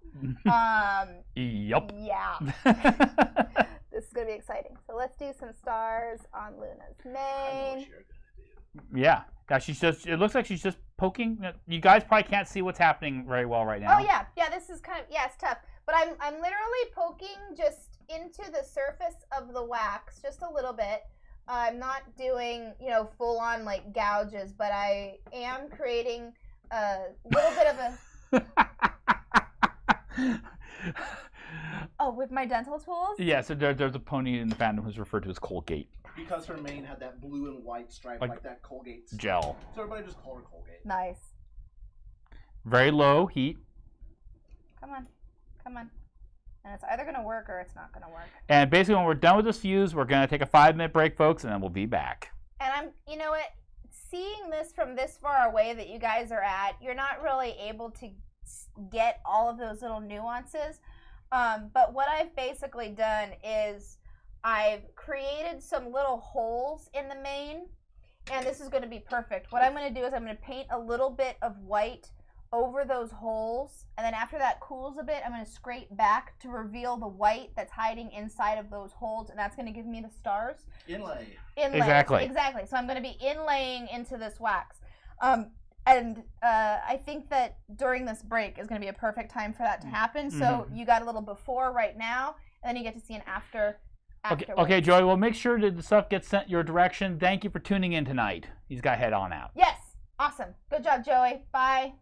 And yes, metaphor, that is a metal tool. A lot of them can be like things like that you find either under sculpting tools or dental tools. Mm-hmm. These are metal clay tools. Yeah. If you Google or Amazon search metal clay tools, that's what these come up as. And it comes in a set of a bunch of different tools. I do have a few dental tools in here. I find that they're a little bit too flexible for working with encaustic, so I just kind of have it in there because it was honestly a present from a student. But you need something to kind of be able to push against the wax. So these metal clay tools from Amazon work very, very well with that. You could also use pottery loop tools and different types of clay tools that you can get at your local art store, University Art Center. Yeah. Those work well too. How are we doing on time? We're looking at 8:22, so we're coming up on. About another 5-10 minutes. Oh! Yeah. Oh, snap! So Yeah. I can show you guys that Yes. little thing. Oh, I thought we were doing it right now. No. God, guys, I thought we were doing it. Oh my God, Lance is talking like a girl over there. What? Totally. He is totally talking like a girl. By share. I'm a valley dude, and there is no cure. You guys are so weird. That's why you're here. Yeah, and that's why we're number 1 on Picardo. That's why everyone Picardo. That's why we must speak in the loudest voice possible. Even folks who aren't tuned in on Picardo are hearing Jaya right now. Right, the Chihuahua people. Take that, barking rat people. That You who do not bring in your dogs at midnight, they want to be let in, so they say yap, yap, yap, but I don't care because I am asleep and drunk again. Is that based on real world experience, Caradwin? Oh my On the God. advice of my attorney, I declined to ask this question on the grounds that the barking rats might get me. The barking rats. I love it. Okay, Lego, thanks for tuning in and everything. I hope you've had a great time, and we'll see you in 2 weeks. Good night, Lego. It was nice meeting you and that other guy at the computer that supplies the drinks. Oh my God. Remember, she's had 1 drink, I've had 2. I've only had 1. All right, yeah, this is going to be super subtle, so I'm going to have to lift this up for you guys to see. This is when I, kind of inlaid or added just a little dot of white, and I'm going to hold this up for you so you guys can see the start of the. Oh, that's nice. That's pretty sweet. Oh, we're trying to zoom in, so hold your horses, people. Oh, horses! Oh. I see what you did there. See what I did there? Oh my God, that's rich. I wonder if any of my Sacramento people are tuning in. I hope so. I really hope so too. And if they're not, they're all jerks. Do you think anyone from the Sacto University Art is tuning in? I really hope so. That's just what I said. Was it Sacramento? I didn't know it's not your Sacramento students. Yes, no, my Sacramento your University. clients. Nice Okay. recovery there, Baron. Okay. Yeah, that was. Well, I didn't know.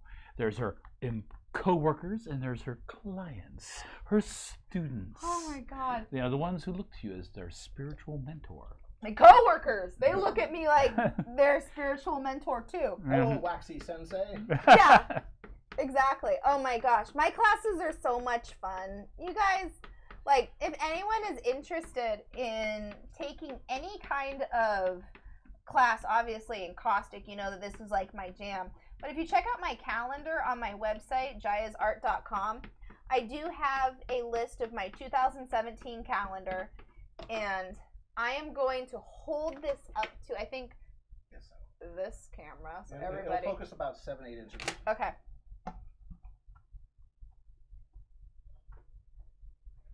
If you guys can see that, there's all these little tiny stars now in her mane. Little stars. And then let's just go right about here. So these little stars right here. So that way we get some of the nebula in her mane. And that way she has her galaxy in there. So, oh my gosh, that makes me feel so much better. I am so flippin' excited about how this horn turned out. I just have to say, because horn number 1 was really sad, and horn number 2 was less sad, more melancholy, and somewhat lacking. And ennui. The horn was ennui. The horn was really, the horn was like an Edward Gorey poem. There you go. Yeah. Yeah, 7 thinks it looks awesome. Oh, thanks, 7 cents. Oh, I thought it was 7 science, and I was gonna be like, that's awesome. No, 7 cents.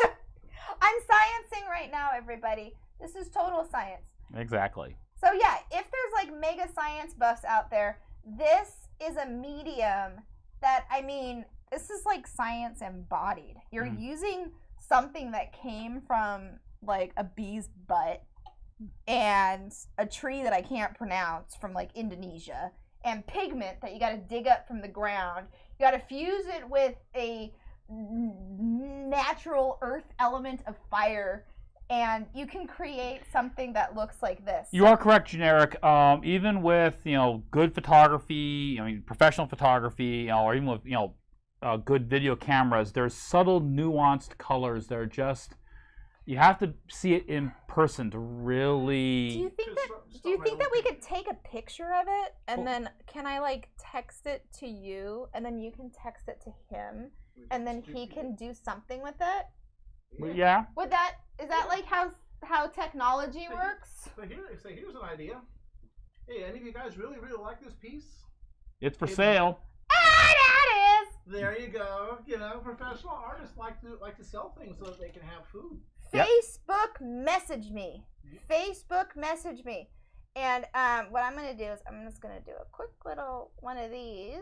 Beep, beep, beep, boop. Because there is the wax adds a certain softness. Now, I know my color pencil work, I actually try to work to get that out. But with her technique and her style, it all clicks. And it looks really, really awesome. And what I'm doing right now, because, you know, this is super professional, I am sending this picture to Baron so that Baron can then send it to Lance. And of course, I'll put it up on my Twitter, folks, too. So, you know, if you want to stay up to date with stuff I'm working on, you want to see the latest, you know, tips and ideas I have about art, follow me on Twitter. I'll post some of this on DA, but quite often it's just as I'm working at the drawing table and I go, hey, people might like that. I'll just put a little artist tip on Twitter. I don't do Twitter. I seriously need someone to just manage my own social media, because I would so much rather just be painting. But, you know, it's all part of the game, everybody. Yeah, oh, that's one other thing too, yes. So let's see, we'll need to get that up. Hey, Caroline, will Draw Friends, you know, will they pull from someplace like Facebook or something like that, or does it have to be a DeviantArt?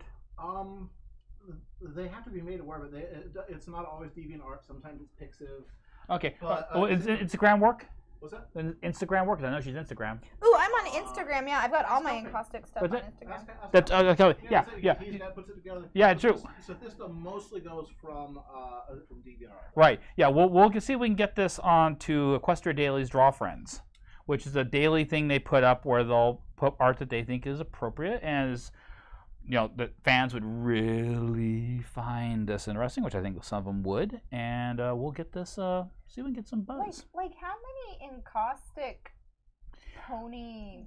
Not that many. Like I say, one of the reasons, I did a search on Picardo, and I could not find anybody using the tag encaustic in their work. Now you're putting a little bit of that purple into the horn? I'm adding a little bit of purple into the horn, just, giving it a little something extra, because Luna is so all about purple and night sky blue, and just to give it a little, little boost. What I thought was really interesting was, I kind of thought that her horn would be like a more vibrant color, but they're not. It was like this night sky purple blue. Much more sublime, much more subtle. Super, super subtle. And, I'm always one to kind of want to, jazz it up a little bit. So I had to really rein it in. And be like, that's not really Luna. You have to do something kind of, subtle for her. All right. It is now 8:30. All right. Is it time to... We're going to take a 5-minute break, folks. Get around, stretch. When we come back, she's going to keep on working on stuff. And I'm going to do a bit of sketching and drawing. We're So, going to do a split. yeah, it'll be double art. So get up, take a break, do a bio, hydrate yourself. It's hot. It's summertime. Don't pee on yourself. Get up and go to the bathroom. 'Cause that's gross. Exactly. Cool. Oh my God, she's all alone. Ah! She's unsupervised, folks. I'm unsupervised and I don't know how to operate the fire extinguisher. Are we literally live? Yes, we're live. Yeah, Magic Mike is loving this right now. I'm pretty certain. Don't worry, there's adults within reach of her, so we're keeping her. Where? I've heard you qualified. I wouldn't make it. So like literally you're like, oh hi, it's just Jaya. It's just Jaya for the moment. It's just Jaya from oh there we go. Yep, and then you can see my amazing lap and drawing board. Actually, my sketch pad and a piece of paper, folks, and we're working on this. Cool. So Baron's gonna be doing something. What are you gonna be drawing, Baron? That's what I'm letting my mind flow right now, trying to decide where I want to go with this. She needs a pony. Oh yeah. This is true. Oh my gosh. Okay, so what that means everyone's gonna be paying attention to you. No. They'll be fucking. So you just pull something out amazing like you always do, and you'll get enough attention. Okay, fine. So while you're figuring out what I'm gonna look like as a pony, I am going to do a total Luna nebulous abstract on a new panel, and wait for this to cool so I can do some other stuff. All right. Sounds like a plan. Okay, good. I like that we both have plans. All right, am I still on camera, Lance? You are on camera, sir. Thank you. All righty, so as I stare over at my guest tonight and start parsing things here. Oh, this is so exciting. I'm going to be a pony. That's right, Jaya.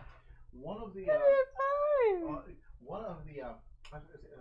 Lena Hall. She won the Tony Award for for best female performer. That's the big awards for Broadway shows in 2014. She got to be on the show. During her acceptance speech for her winning the Tony Award, she's like, everybody, friendship is magic, blah blah blah blah blah blah. And so people like, is that a show reference? And later on she was asked, and she's like, well, hell yeah, I love the show. And then not very long after her agent said, yeah, I got a call from these folks in Canada. They want to know if you want to be on a show called My Little Pony. And she was like, I get to be a pony. Oh my God. I get to be a pony. And they basically cast her as a Lady Gaga character who really needed to get back in touch with her roots and who had been being manipulated by a very Svengali-like character. In fact, it was a Sven Cody or something like that. And getting back to her roots, and she turned in a beautiful performance. Oh yeah. Yeah, and the thing is that you go in, you do your lines, and you don't. The animation's not done yet. You record voices first, and then they animate to that. So she didn't know what it was going to look like. And she didn't get to see it until everybody else they did. can't hear. Okay. You should be able to. Well, I don't know. What? Okay, you can't hear me. Okay, that's fine. That's good. Yeah. Yeah. So basically what it came down to was Lena Hall basically went in, did her lines for her episode in MLP, but she had no idea what her character was going to look like. And then the episode aired, and I seen where she was quite like, wow, that's me as a pony. And it was really quite something. Now, of course, Carolyn, you're definitely going to have to basically mind the chat, folks, because I'm sitting over here in a recliner drawing, so I can't see the chat anymore. So I'm flying blind. Well, I'll just turn around and I'll do this. Yeah, you can turn around and yell at me. Yeah. You're good at that. How many abstracts would you say are out there in this vein of This particular fandom? Yeah. It's not common. It's not common. Okay. Mostly because abstract is a lot more difficult than people say, oh, it's just like throwing paint at a wall. No, it's not. Oh, No. bring it No, on. Yeah. No, it is not. And there's not a lot of people. A lot of these fandoms are very character oriented, so they learn to draw Right. characters. Right. But they can't draw the backgrounds very well. Right. Or The landscapes. Yeah, exactly. So not many at all. Yeah. Yeah. So it could be a place you could stake out. Abstracts are some of the tougher oh my gosh, this is like such bad English at this point. But abstracts are tough. Abstracts are not a walk in the park. If you want to talk about compositional elements, they mirror It's harder. something found in nature. So if you're trying to do like a portrait, if you're trying to do a still life, or anything that's really found in nature, you have a focal point, you have a horizon line, you have perspective, you have negative space and positive space. With an abstract, you have all of those same elements, but you can't put your hand on what it is because it's not found in nature. You have to invent it from your head. Yep. I remember years ago being at a convention, and there was a panel on science fiction and fantasy art, and why was science fiction and fantasy art moving so much toward very, very tight realism, whereas most other forms of modern art were quite often moving toward more abstract. And we couldn't make it to the panel because we had to man our table, so we had our own little discussion about it, and what it came down to, we figured, is that abstract takes the everyday. It makes it fantastic. Fantasy and science fiction takes the fantastic and tries to make it everyday. So, it's kind of like Picasso's bullhead with the bicycle seat and handlebars. It's a classic example I can think of. Everyday objects turned into something, wondrous.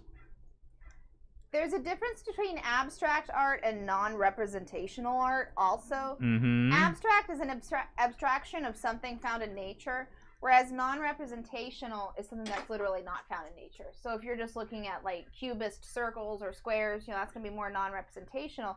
But an abstract, essentially any art is abstract because it's not the physical thing that's found in nature. Mm-hmm.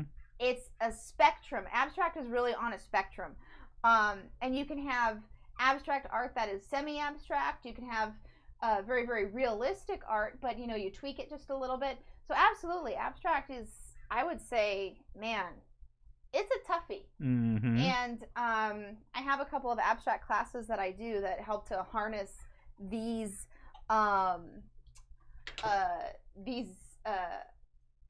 painting elements into something cohesive. So I absolutely love abstracts. I definitely have a love affair with them. Oh my gosh, this looks like hell, everybody. So we're gonna do a little something. This, I think, is that neutral white? Did I remember to bring my other white? Did you remember to bring your neutral white? I did bring. That's Looks something. like the center of the Three Musketeers. That it looks like nougat. Yeah. Everybody, this is wax. Ooh, yes, you are back, and you do see a blowtorch. Awesome. Probably, I think it's from Poland. Correct. Ooh. Yeah. So for folks who are Oh, that's right. yes, there we go. Got to lean over here. For folks who are just coming into the stream right now, we have a guest artist tonight, Jaya King, who works in a very interesting, very ancient technique and medium called encaustics, which is essentially wax, resin, and pigment, which you heat up, you melt, You paint with it, you layer with it, then you blend it with fire. You're basically painting with fire. Like, that's super, super cool. I think that's pretty badass, honestly. How's my pony coming along? What do I look like? You're looking okay. You're looking all right. I'm staring over at you. I'm doing a head bust right now. Did you get my mohawk? Yeah. Okay. That frizzy kind of curly hair. Good. Oh yeah. See if I can tighten this a little bit.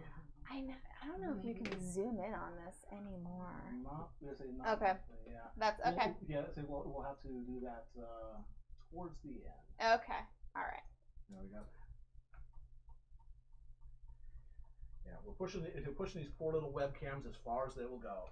Flipping webcams. Yeah, I mean they're the best webcams you can get, but the next step up is a DSLR, like one of the Canons, or probably the Canon Rebel EOS 80, and you can use those as live cameras too. But that's that's money that I don't have right now. Yeah. Great. That'd have to be a Patreon milestone, folks. Ooh, Patreon milestone DLSR Digital single lens reflex. camera. What milestone does that need to be? Oh, that would have to be how many dollars? $1,500 a month. Yeah, 1,500. Well, more than that. I'm done with Well, 1,200. a couple months worth. Yeah, that leaves like a couple, like about 2,000, 2,500 a month for a couple months for us to be able to pay for those. Yeah. Those bad boys. $1,000 a piece. Yeah. And then the lenses. Oh my God, the lenses. Yes, all the lenses. But once you've got them, you can do some really amazing stuff with them. Oh, look at that stuff start to emerge. Oh my gosh. This is what I get up for in the morning. And I know that, you're a little bit far away with this camera, but you guys, you have to just stay with me for just a second. Just hang out with me while I just keep the torch on here. You start to see in this upper right hand corner, it's starting to bloom a little bit. Oh my gosh. And that bloom is happening because the pigments are of different density. The pigments have different weights. They're moving up and down, literally, in the layers of wax. And so this blooming is happening, and this is the kind of like base technique that I like using in the majority of my artwork.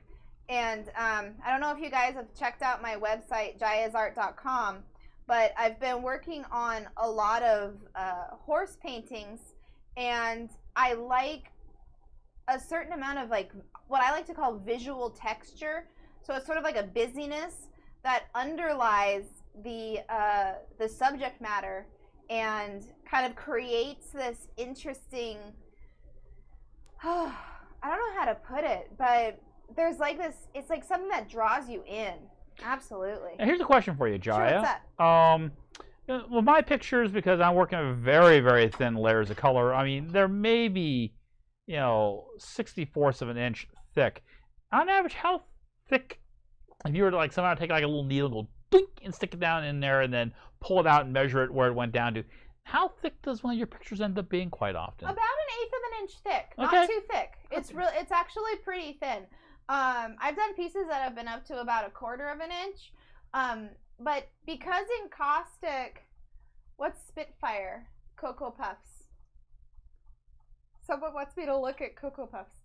Oh my gosh. The Spitfire is the name of the captain of The Wonderbolts, which is basically the Blue Angels for the pony world. And she has a bright orange and red and yellow flame-colored mane. I'll show you a piece of artwork I did of her later. Yeah. So basically, she's also their drill sergeant. Yes. Oh, that's kind of cool. Yeah, and camp commandant. Yes. Oh my gosh, I can't pick it up yet or else it's going to melt off. Oh god, I have ADD so bad. Looking at it. Patience will be rewarded. Oh god. Wait for It's it. almost cool. So the cool thing about it, Caustic, is how fast you can work. And I will usually have, if I'm working small, I'll have maybe like 3 or 4 different small pieces I'll be working on at once, because you get in this rhythm as being able to work quickly. and you're waiting for something to cool, and it's literally going to take like 20 seconds, but because this moves so quickly, you know, you're just in the flow that it's, oh my god. Hurry up and wait. Hurry up and wait. I want to paint! Jeez, okay. Alright, I see it. Oh, here's it. I have to find the webcam. Getting closer. Closer to the webcam. Oh my gosh, there. And yeah. Oh yeah. Oh yeah. Oh yeah, baby. There's the close-up of the background. Oh my gosh. Now that you've made your offerings. Okay. There we go. There's that. So let's clean that up just a little bit. Because this is a Luna-inspired abstract, I definitely need to get some purples in there. And Luna's purples are a very nighttime purple, very blackish purple. So I'm not going to use something super bright. And not fully saturated. And not fully saturated. Okay, so let's see here. Alrighty.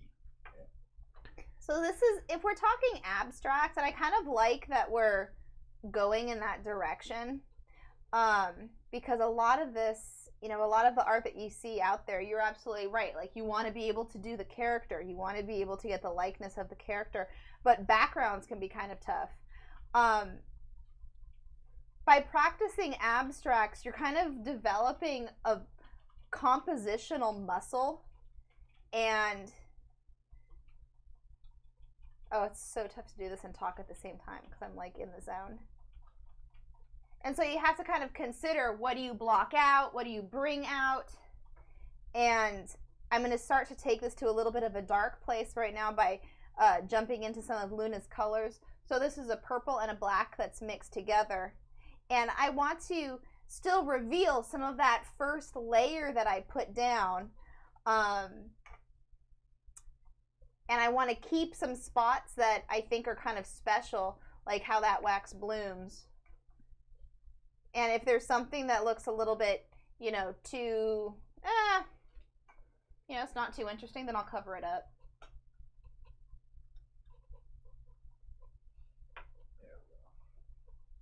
Let me see how Baron's doing on the project here. Oh yeah, how's my pony going? Yeah, he's definitely got that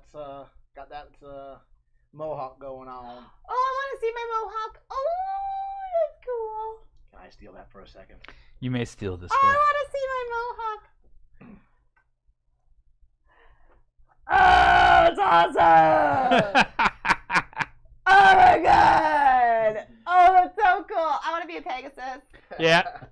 You got the personality to be a Pegasus. Oh my god, yes. In my Equestria Dreamscape, there's a lot of ponies I work with in the office that are just like you. Oh god, yes. But I still don't know what my name should be. I mean, can it just be like Jaya or? Not.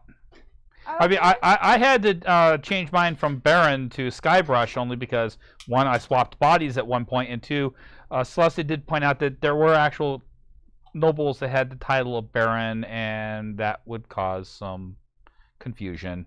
Oh. So, I haven't earned that title yet. yeah, so my name is Skybrush, or my nickname, as Rainbow Dash gave me, is Brick. Because he flies like one. At first, I couldn't fly. Ah, I had to learn how to fly. Half of a brick. Yep. idiot. Yeah. Yeah. That was kind of, you know, several characters in the Dreamscape are going, dude, that's lame. We're just gonna get some more purple on this palette. We definitely need more purple. Oh my gosh. Oh, my pony can be named Encaustica. What about Encaustica? Yeah, Caustica. Encaustica! Encaustica. Oh, yeah. Or Waxworks was another name that was mentioned. Yes, somebody came up with That's where I could live. Yes. In the waxworks. You can be Encaustica and you live in the Waxworks. Oh my god, waxworks. There you go. We can even make you. I can figure out a little bit of architecture for that. Make like How your factory or yeah, something. Yeah, your little cottage studio. Oh yeah. Oh my gosh. When I was a kid, I watched a show called Underdog. And there was an episode in which Sweet Polly Purebred was getting dipped into a giant wax vat, so that she would be a huge candle with her head sticking out where the wick would be. Because That was who creepy. wouldn't want to do that? That was the Wicked Witch. The wicked. Oh my God. Ah! I can't say that word. Sweet Polly will sleep for 1,000 years. Oh God, that's stupid. And Simon Barr Sinister. And Underdog took his power pill. Okay, yes. I remember Underdog. Do you guys remember Rocco's Modern Life? Oh yeah. Yes. Rocco. Definitely not for kids. No. Rocco's Modern Life was awesome. Yeah. Kind of like Robot Chicken. Oh my gosh. You know, you can turn almost any orchestral song into a chicken song if you just cluck it. I forget which one that I did at work the other day. When, you know, I do decide to go to work. Oh, I like that one. So, but by the way, Jaya, you were telling me last night while we were getting things set up and everything that you had a couple of horses that were up at your that had names that were commonly would be something that people who are interested in MLP would be. You remember? Was it the unicorn? Yes! Yes. Oh my gosh! Okay, so I live on essentially like a it's like an equine center, and there's 3 residential homes, boarding facility. We have 2 horses. One is a paint quarter named Logan, and one is a quarter draft named Rommel. And they came to us named that way, so I didn't name him after the desert fox. So don't judge me. Everybody loves Rommel. He was the only German gentleman in the war. Perfect. There we go. Moving Awesome. on. Yeah, so moving He fought on. with honor. Yeah. So Rommel and Logan, those are our 2 boys, and we just got a couple of new little horsey neighbors named Bobby Socks and Lucky, and they are American drafts. They are American purebred drafts. They are like a cremello color, and because of the type of horse they are, the type of breed, the type of color, they're technically also known as unicorns. Oh my gosh, they're so precious. They are ginormous. They're like, okay. How many hands? All of them. Every hand ever. No, they're not actually very tall, but they're just stocky. Like Kinda Bobby Socks's head. Mm-hmm. I don't know if you can see from. Oh yeah, I'm in your upper right hand screen. Her head, like when I give her a head hug, it's like this, and you're just like, and then her nose. How can I do it like this? It's like that big, and she just rests her head right onto your chest or right onto your shoulder, and just closes her eye, and you're just holding her kind of like this. Yep. And Lucky, who is even huger than Bobby Socks, like I have to bend down a little bit because I can't do it that tall. You're holding him like this, and he just so gently rests his head on your shoulder. And you're just like, Lucky. And you just like rub his eyes, because his eyes are right here. And you rub his eyes like this. So just out of curiosity, are they trained for like cart or? Yes, Okay. carriage. Carriage? Exactly. Perfect. Yeah. Oh my gosh. And I got to drive a carriage for the first time.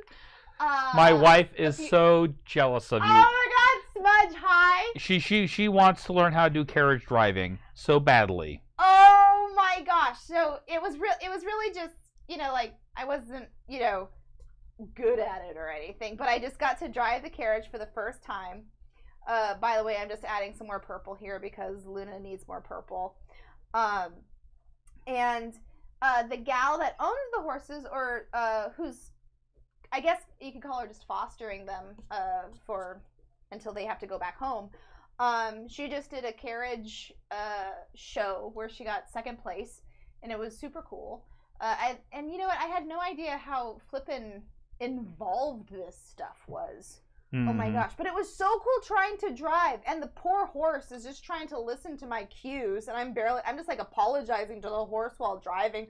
I'm like, Bobby Socks, I don't know what the F I'm doing. I know you know more than what I'm doing, but can you just turn left? It's okay if you don't, but let's just try that. Let's try not going in the river. Let's just not go in the levee. And Bobby Socks is, you know, just kind of like doing this. It's okay. Oh, no worries. It's all right. Okay. It was so flippin' cute. Gosh. So adorable. Am I still on camera, Lance? Yeah. Okay. But, actually, let me move the camera a little bit. It's easier for me to move the camera then. Because it's at the extreme of zoom. How's my pony turning out? Energetic. Do you have like the action signs of my voice? Not yet. Okay. Working on that. Basically, you kind of Royal like Canterlot voice, exactly. You need to be loud. She's the opposite of Maud. Very. There is a pony in the show, named Maud, who is basically like Stephen Wright. Very monotone, very quiet. Very into rocks. She's a geologist, so she's totally into rocks. She got her, her doctorate degree.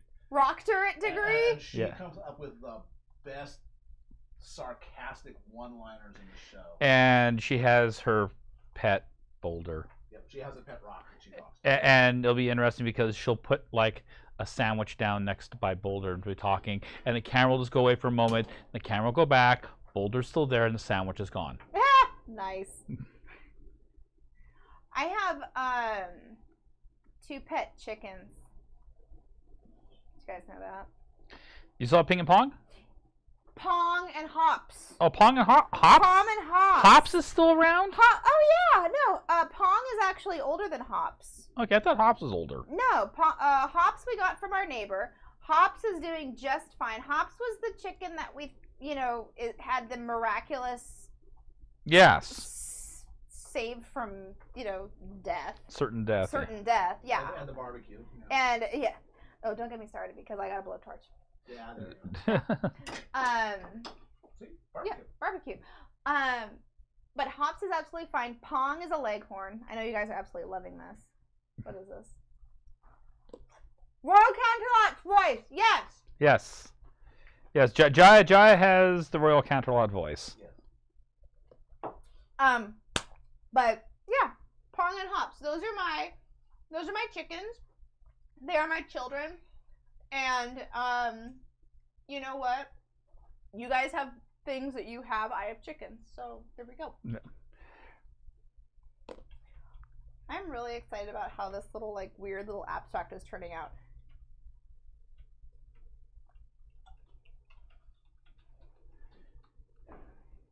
Yeah, they're just talking about again, Maud who has that total monotone delivery, and her voice actress is this little tiny Pat Benatar sized gal who is she teaches yoga for a living, and whenever she goes to a convention as a guest, she'll have yoga classes. Nice. Yeah, and tie people in knots. Yeah. Oh, I love it. Mm-hmm. Yeah, no, she's great. Ingrid's great.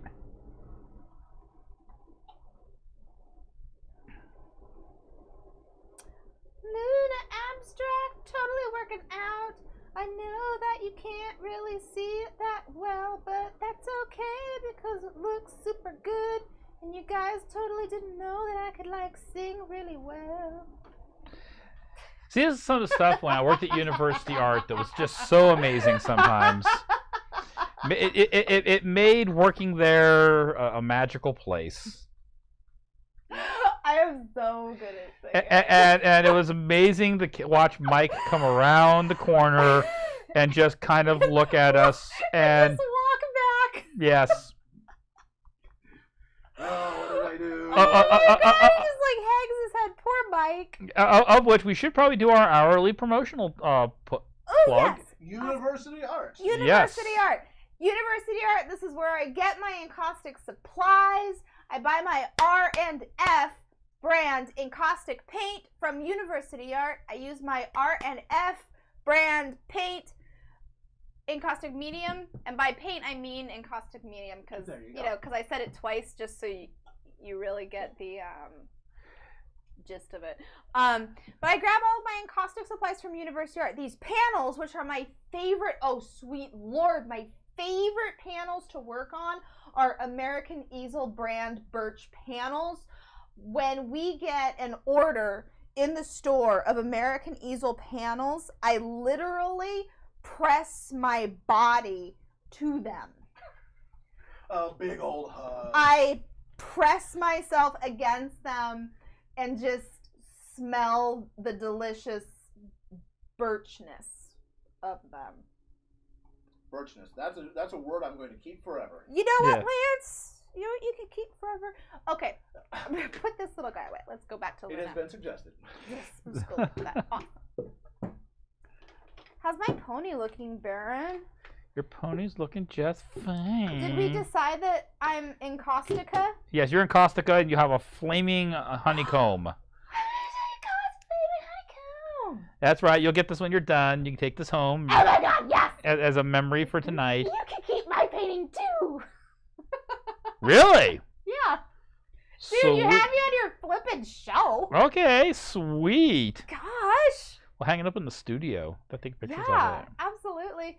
Was Jaya at University Art when Baron met that woman that was like a human version of Zecora? No, you weren't working that day. Oh, you have to retell that story. Yes. One day, I came in, punched in for my 10:30 shift, and went out on the floor, and there was this lady out there. I thought I told you the story. Oh, the lady with the bugs in her hair. No. Different lady. This was a nice lady. And she looked like she'd been sent down by Central Casting for We Need the Big Voodoo Mama. The head wrap. And Was she the one that called you El Diablo in the Nope, parking lot? nope, different one. That's a nice lady.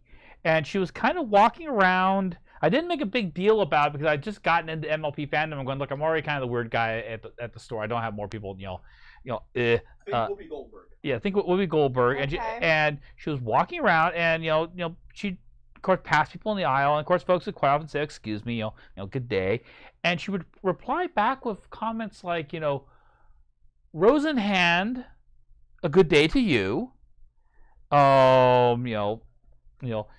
Shining sun, peace be with you on this day. Things like that. It was like Very poetic. very poetic. So I of course, part of my job is I have to go out there. I'm the supervisor. I have to meet her and everything. And I walked up to her and I said, "Hello, welcome to University Art. Do you have any questions?" And she looked at me and she went, "Winged Stallion of Blue. It's a pleasure to meet you." Now, my persona in my Quest for Dreamscape now is a blue Pegasus pony. Yeah. She knew. So I just kind of stared at her and went, right. And then Mike paged me in the back because we had to solve out a framing job invoice or something like that. Always. So I went back, and by the time I talked to Mike, got things settled out with Bob in the shop, came back up front, she'd already rung up and left. And I was like, I wanted to talk to her. Did you special order anything where we might have a name and a phone number? You might be coming back in? No. She never came back in again. I was like, who is this person? She was like... You find out the credit card belongs to somebody who's been dead for 700 years. Yeah. And and it was very much like, okay, Zecora, remember the zebra last night who was telling Right. all the kids about Nightmare Moon? If Zecora was a human, she'd be perfect. Well, then, there you go. She knew.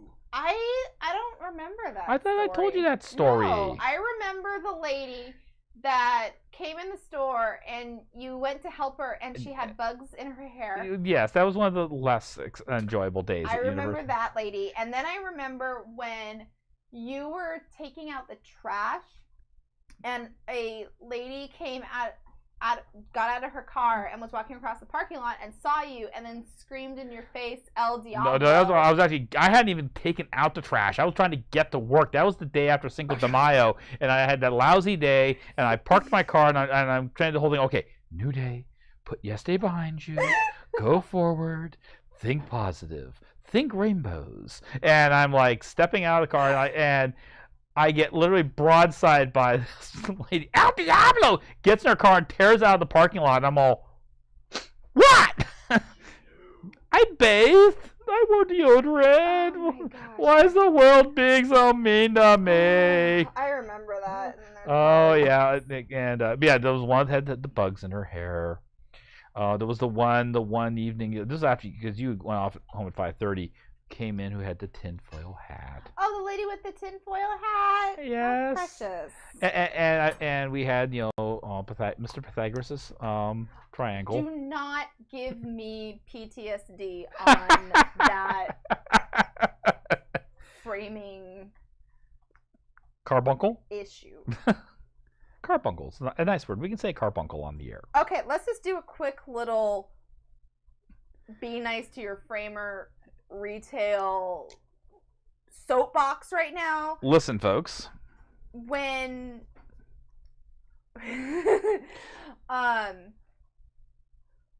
the way that we fit stuff together, like the way that we put stuff together with your frame, we don't use Pythagorean's theorem to figure out the angle of the wire on the back of the frame. Homie, don't play that. We don't do that. So don't bring that up with your framer wherever you go. Just let them do their job because they know what the heck they're doing. And see how I reined myself in right there? I Exactly. said something else. You've already used up your 1F for the stream. I did.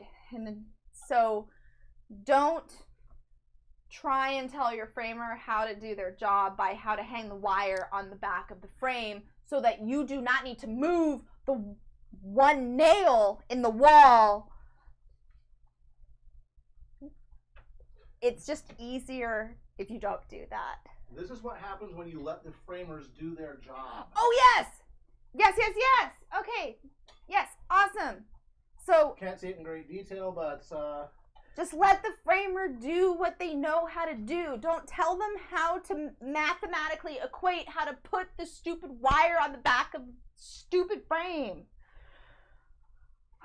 Okay, that's our public service statement, our PSA. Can I get like another drink or something? yes, you may. Lance, the program. Yes. Thank you. Definitely need one after that. That one left me scarred. Oh, that was not fun Yes. on, for anyone involved. And if your frame designer, if you come, I have an idea, and your frame designer goes, I would maybe recommend something else, and you go, no, and like your frame designer is telling you that, look, we cannot do a 40 by 60 frame, even with plexiglass, with the molding, because the molding will simply buckle under the weight. Your frame design, we might just have a clue. We might. They know what they're talking about. Okay, that's enough on framing and PTSD framing customers. Oh my gosh, I swear. So I'm putting a few more stars in Luna's main. Don't worry, the therapy is coming. Lance is making our I drink. just, torch something. That'll make you feel better. Yeah, work it out of your I'll feel system. better with that. Oh my god. So I absolutely love painting animals. And I've been having so much fun doing horses with encaustic. There's something to be said. You need an apple. Thank you. God. There's something to be said about like the untamed quality of the horse and at the same time the untamed quality of encaustic. And there's definitely a duality there. Now, so that I just think that parallel is pretty cool. Now I have to ask the question with that ginormous 40 by 60 you're working on. Yes. How are you managing getting pigments down and everything that large without having the wax cool on you before you've got laid out, for lack of a better word? Sure. So you can work in segments when you work on a large piece. With encaustic, I will do like mega full board fuses. You don't have to fuse the whole thing all the time. Fusing is when I was passing the torch over this. But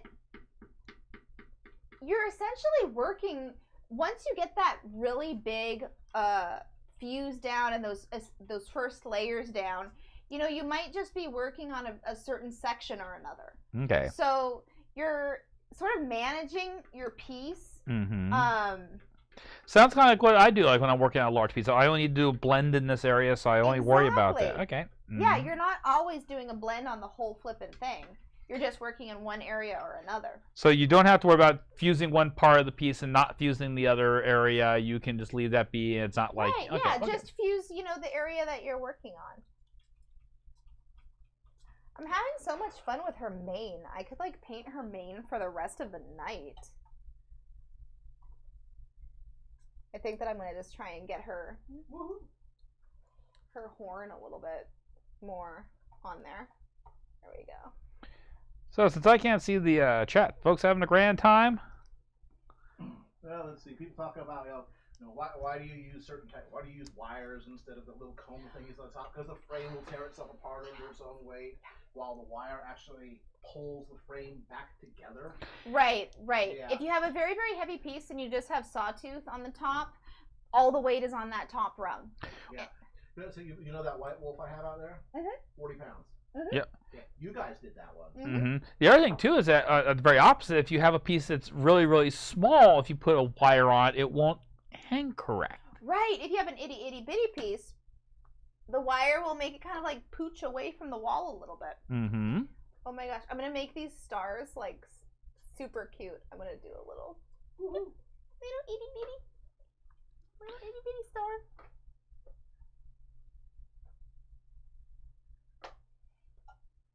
There we go. So the 4 stars that Aided. came together, so that Nightmare Moon was like, oh snap. Mm-hmm.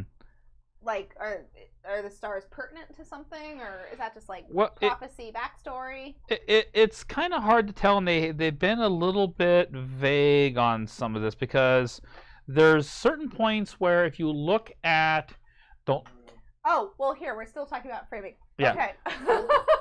40 pounds. This is 40 pounds. This has a big heavy-duty frame, double matte. It's really no wire.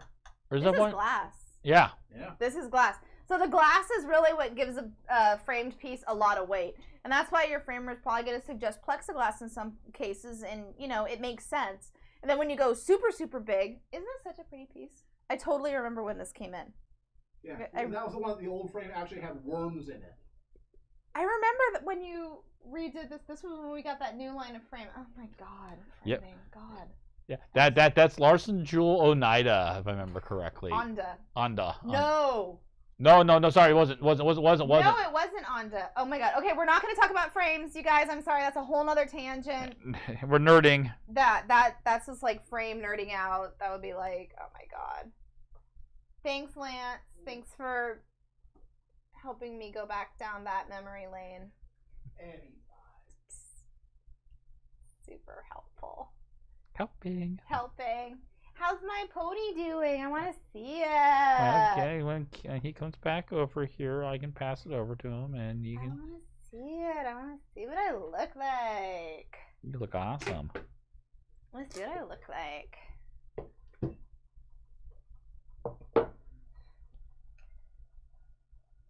Frame nerding. That is so true. It used to be something that we would go out to dinner and we'd sit down in a booth, and I would look up behind us in the frame piece, and I'd go, "Oh my gosh, that's a horrible knockoff of Winton," and my smudge would be all, "Dear, Shut up! yes." By the way, pass this over to her so she may. I want to see my my pony. Oh, it's a flaming honeycomb! Oh my gosh! This is so cool! And I do look loud. I was watching the Little Red Light go, woohoo! Oh my god, this is great! Starlight Jaya frames, Starlight Glimmer kites. I like kites. Oh my, I like loud. Oh, it's amazing. Oh my gosh. I like kites. I like kites. My spoon is too big. What time are we looking at? I am the Queen of France, and it is 9:20. 9:20. We have 10 minutes. 10 more minutes. Wow. Oh my gosh. So we'll start wrapping things up at about Cool. 5. Cool. Geez, does anyone have any other like specific questions that we might have missed, or can we And if you do were, something and if you're, absolutely amazing for you that will change your life? Or, and remember, so Jaya, your My Little Pony name is Encaustica Nezumi Yuki. yes, Nuzumi is great. No, wait, that's the wrong one. Ha! Encaustica. See how cool I am? I don't even know how to do art. I'm all doing like the Hawaii song. See, guys, that's how hardcore I am. I don't even do the right rock and roll song. Is it just me, or is it Jaya, a human version of Pinkie Pie? Kind of. Love. You know what? Pinkie Pie was the other My Little Pony that you suggested for me. Yep. And I'm so glad that I did Luna because, I was able to use purples, and purples are super, super pretty. And Pinkie Pie, to be honest, and okay, maybe I might lose some friends that I've just made. Pinkie Pie, oh my gosh, this is like a mirror on myself. She's kind of annoying. Some episodes. She's kind of like super. It just says She is hyperkinetic, and sometimes that's good, and sometimes that's the conflict of the episode that has to be dealt with. and like season 4, they changed her prescription. Yes. Yeah. And she yelled at everything. But you know what? I can be super annoying. I don't believe it. And you make a noise just like Pinkie does. Oh my gosh, you guys! I hope I'm not annoying you. No, Cause that You're would be fine. fine. yeah. If you say something, I'll burn something. Yeah, of course we're gonna say a compliment to the lady with the blowtorch. I am totally not annoying on any level whatsoever. There you go. And my husband will tell you that I don't annoy him at all. This is why he is still alive. See, folks, now I had this idea, which I thought for the better not to do. Jaya is the owner of the loudest thing in the world. That's correct. Yes, Angel. That And is correct. Angel is not a little white bunny. Angel is not. Angel is an umbrella cockatoo. Angel is an umbrella cockatoo. Yes. And she is exactly. She is technically the loudest thing on the planet. You can Wikipedia Angel, and a picture of my bird will come up, and the atom bomb is her decimal level. So that's what I live with. So I have to compete with that. So of course I have to be loud. So again, don't judge me on all this because I have to compete with my umbrella cockatoo for attention, and I have to be louder than her.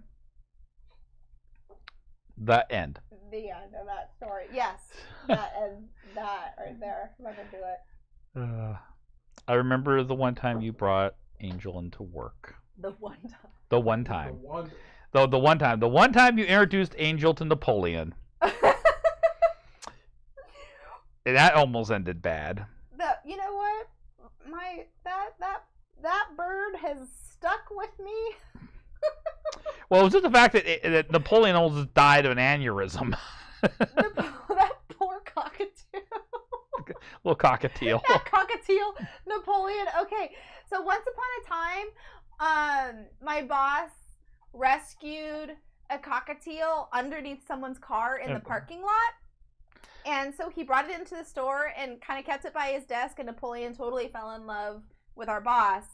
And so we adopted Napoleon as the store pet, and Napoleon hated everyone except for my boss, which... Or me. If Mike wasn't there, then... You were like, okay. Or if Jeff was there. It was basically, she understood the seniority channel. If Mike was there, Mike was number one. If Right. Jeff was there, Jeff was in charge. If it was a Sunday and it was just me running the show, I was the guy to go to.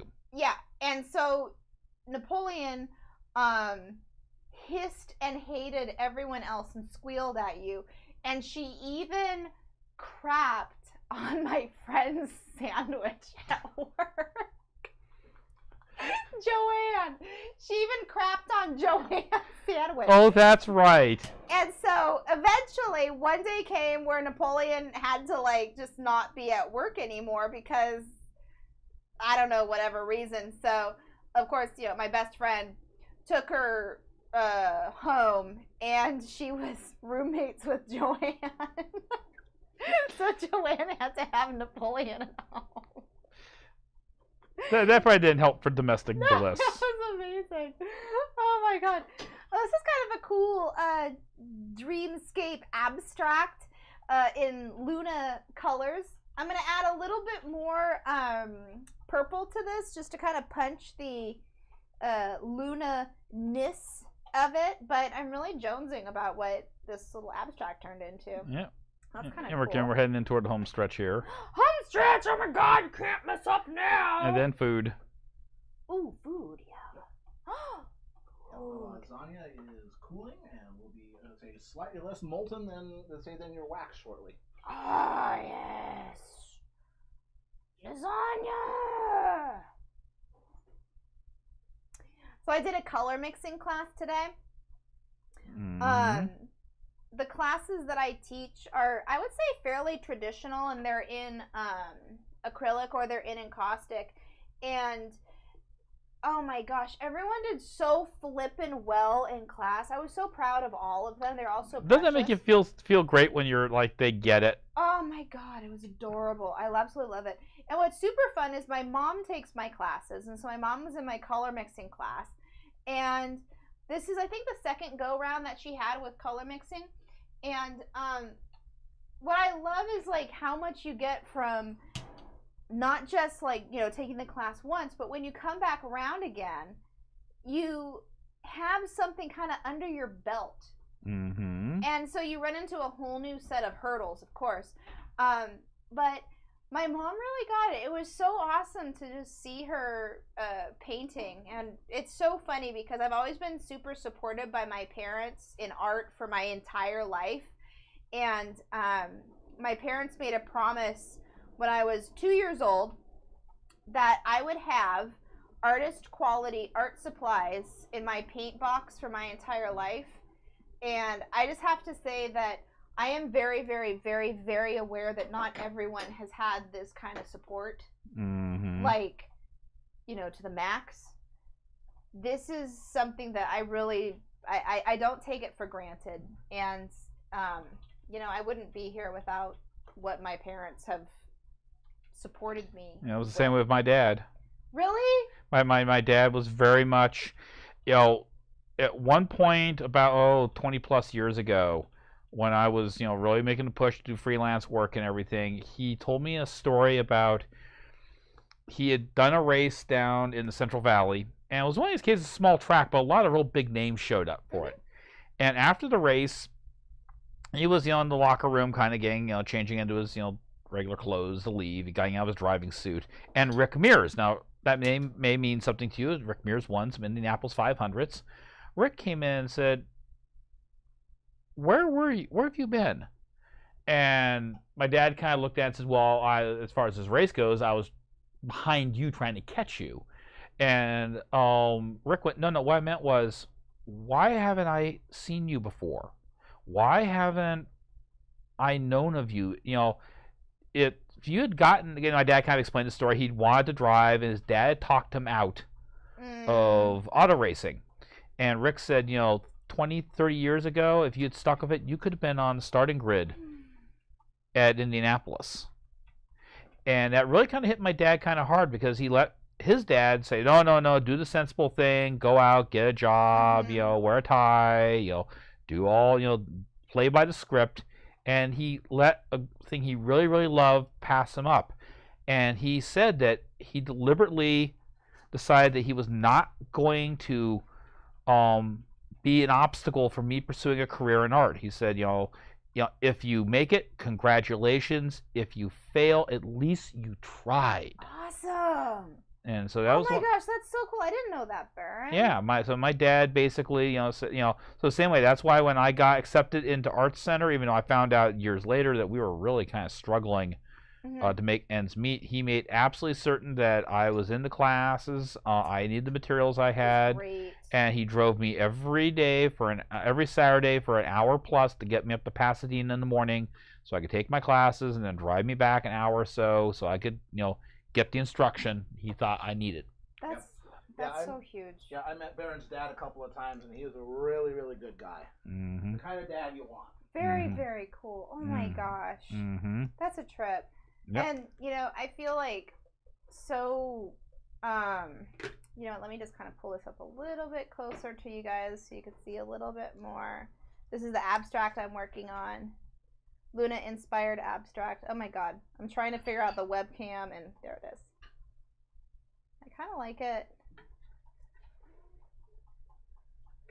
Maybe like that. Yeah. Very good.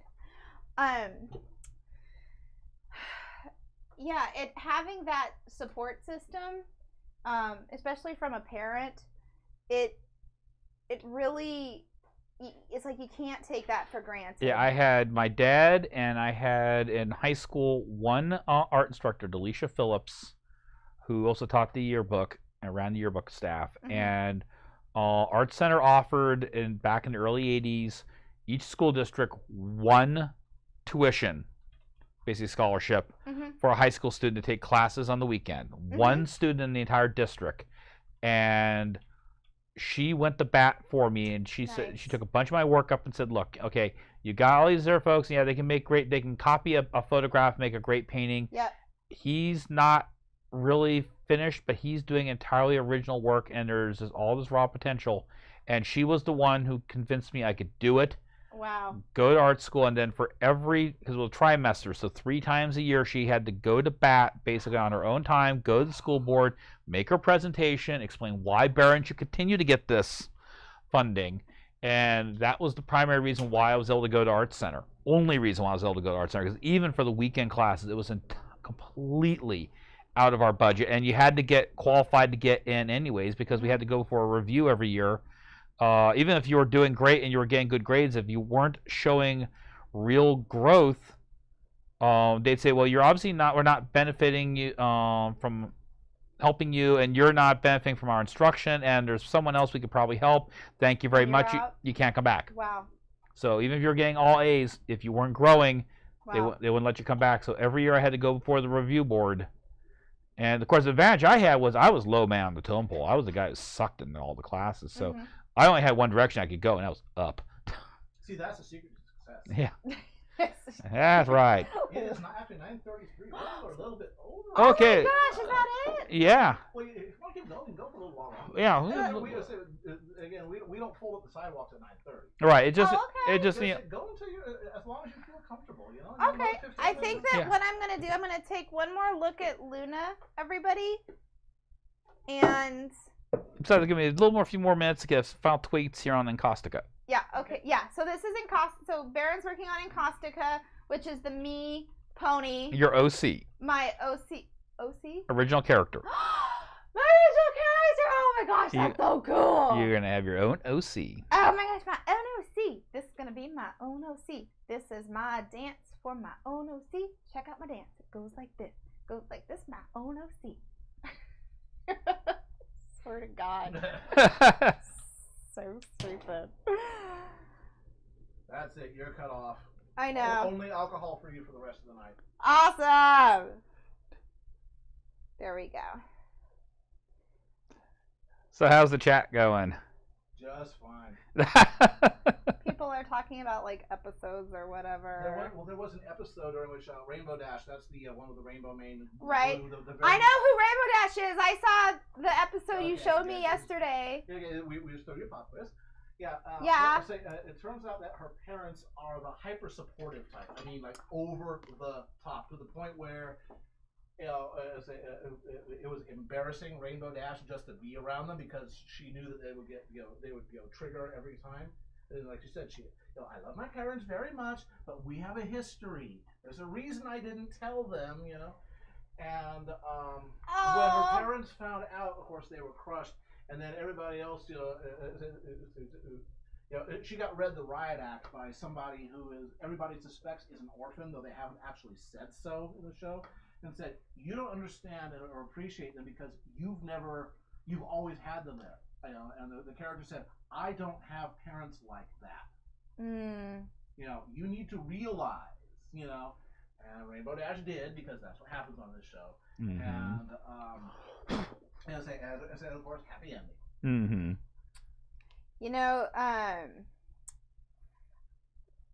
That totally reminds me of when I went out for track. Okay, personal story. I stunk at all sports, like anything with a ball. I was totally screwed. But I was pretty good at track. Like, I could do hurdles, I could do triple jump because, I look like, a daddy long legs. And I remember my first track meet.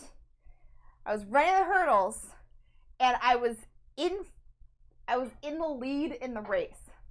And my parents were so super supportive. Of course, they came to the track meet, and they were cheering me on, and I was so embarrassed. And I could hear my dad cheering me like, "Come on, Jaya, you got it! Lead leg, lead leg! There you go!" And he's like totally cheering me on, and I was like so embarrassed. I was cracking. I was like trying not to laugh while I was running. I felt so bad. I swear. Did you win? I don't remember. All I remember was coming back and yelling at my dad, never, ever, ever to yell and cheer for me again. And they never did. I was such a spoiled little craphead. Yeah. Oh my God. I could not handle them cheering for me. It was so stupid. That episode was just like that, and then Rainbow Dash finally just chewed them out and said, "You're embarrassing me." Yes.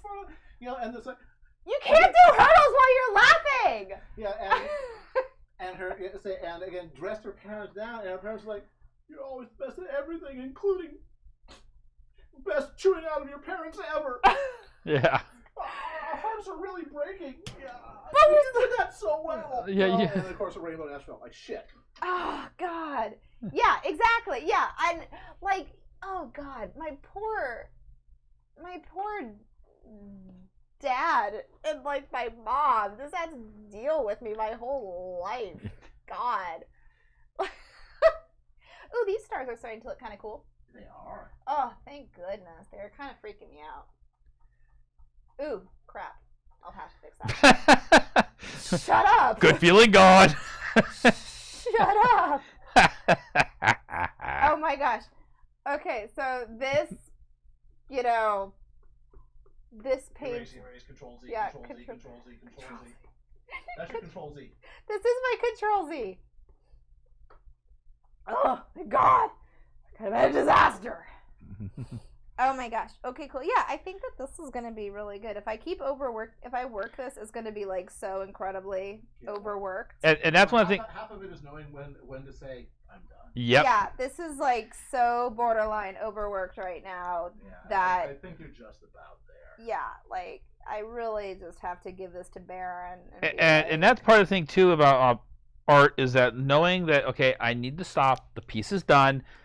I could have done some things better on this piece, but now is the time to walk away from it and remember what I did not like, and then on the next piece not do that. But you need to basically move on with your life, for lack of a better word. Exactly. For the moment, it's time to stop. Yes. Oh, exactly. And with that little bit of tweak there and that highlight on that cheek, I'm going to call Encaustica done. Oh my gosh. So, Baron, why don't you come over here? That sounds like a great plan here. I will pass the mic back to you. That sounds like a great idea. I'm going off mic here for a moment, folks.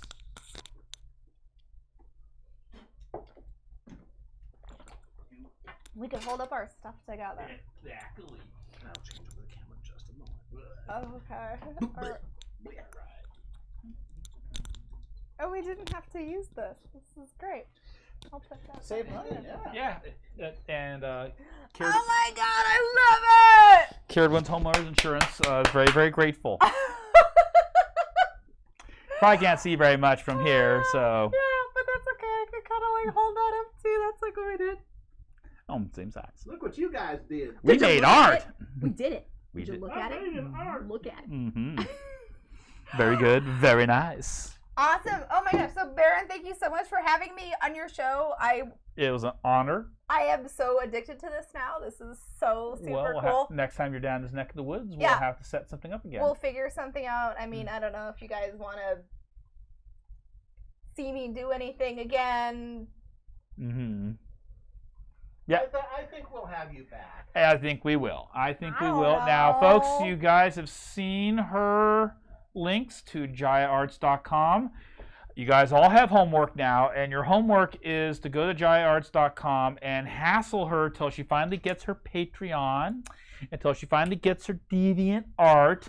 You know, basically, we need to get this. Can't I just stick with Facebook? I mean, can I No. just stick with Instagram? I'm No. We want to get you Ugh. get some more. I mean, I'd love to be like maybe you'll arrange something maybe next year, BabsCon, even having you maybe doing something as like a demo. What's BabsCon? It's a Bay Area pony convention. About Bay four. Area Brony Spectacular. About Oh my God! Can About- I wear this? Oh, sure. Yeah. This Yeah, looks definitely. right. Can Yeah. I like do this and just be like? Yeah, talk to them. Talk Talk to them first. First. But yes, I mean, Who about, wouldn't want me to light something on fire in a convention center that's heavily insured? yeah. Probably the hotel owners, but everybody else would just love to see. They would love it. Yeah, they get about 4,000 people. Awesome. Yeah, so definitely. Dude, that's super cool. Okay, so I don't know if you've checked out my Facebook, Jaya King Artist. Check out my Facebook. That's even though it's not deviant art. Yeah, the YouTube channel. You can find me there. You can message me, and you're like, OMG, You need to be on DeviantArt. There's all these groups that would love to have you there. If you get to be if you get featured on DeviantArt, you know, you get like 1 million eyeballs looking at your stuff, literally. eyeballs. Literally. I'm not joking. I got featured on DeviantArt and I picked up several $1,000s worth of commissions out of it just like in a week. They get about 6 million unique people A day. Unique. Yes. Yeah, 6 million people, not 6 million views. 6 million people Wow. visit DeviantArt every day. Mm-hmm. That's a lot of people. Yeah. It is. That's like, Of course, there's a lot of artists, so we gotta get you to Yeah. kick it up. Yeah, and like I say, get some stuff, get you on like Quest for Daily's Draw Friends. Very smooth. See, someone has to be an adult here in the room, and that's obviously me right now. Oh, good luck with I that. can be adult. Yeah. So, I want to thank you guys all for tuning in tonight. I want to thank you guys for, you know, hey, we had our little thing with the stream had to go down and come back up again. But you guys stuck with us. You did. Trusted us. And once again, I want to thank all my patrons on Patreon. If you guys weren't backing and pledging, this couldn't happen. I want to once again thank University Art for their support and everything like that. Without that, this wouldn't happen. Mhm. We're gonna be doing this. I'm gonna be back in 2 weeks. Duh. So it's time for us to eat now, folks. There's We're gonna lasagna eat. waiting over in this Thank other you room for over here. coming and visiting. Check out my website. Check out my Facebook and all that other crap. Awesome. Oh Yes. my gosh, this was super fun. High five. High five. All right. Good night, folks. Night. Bye. See you around.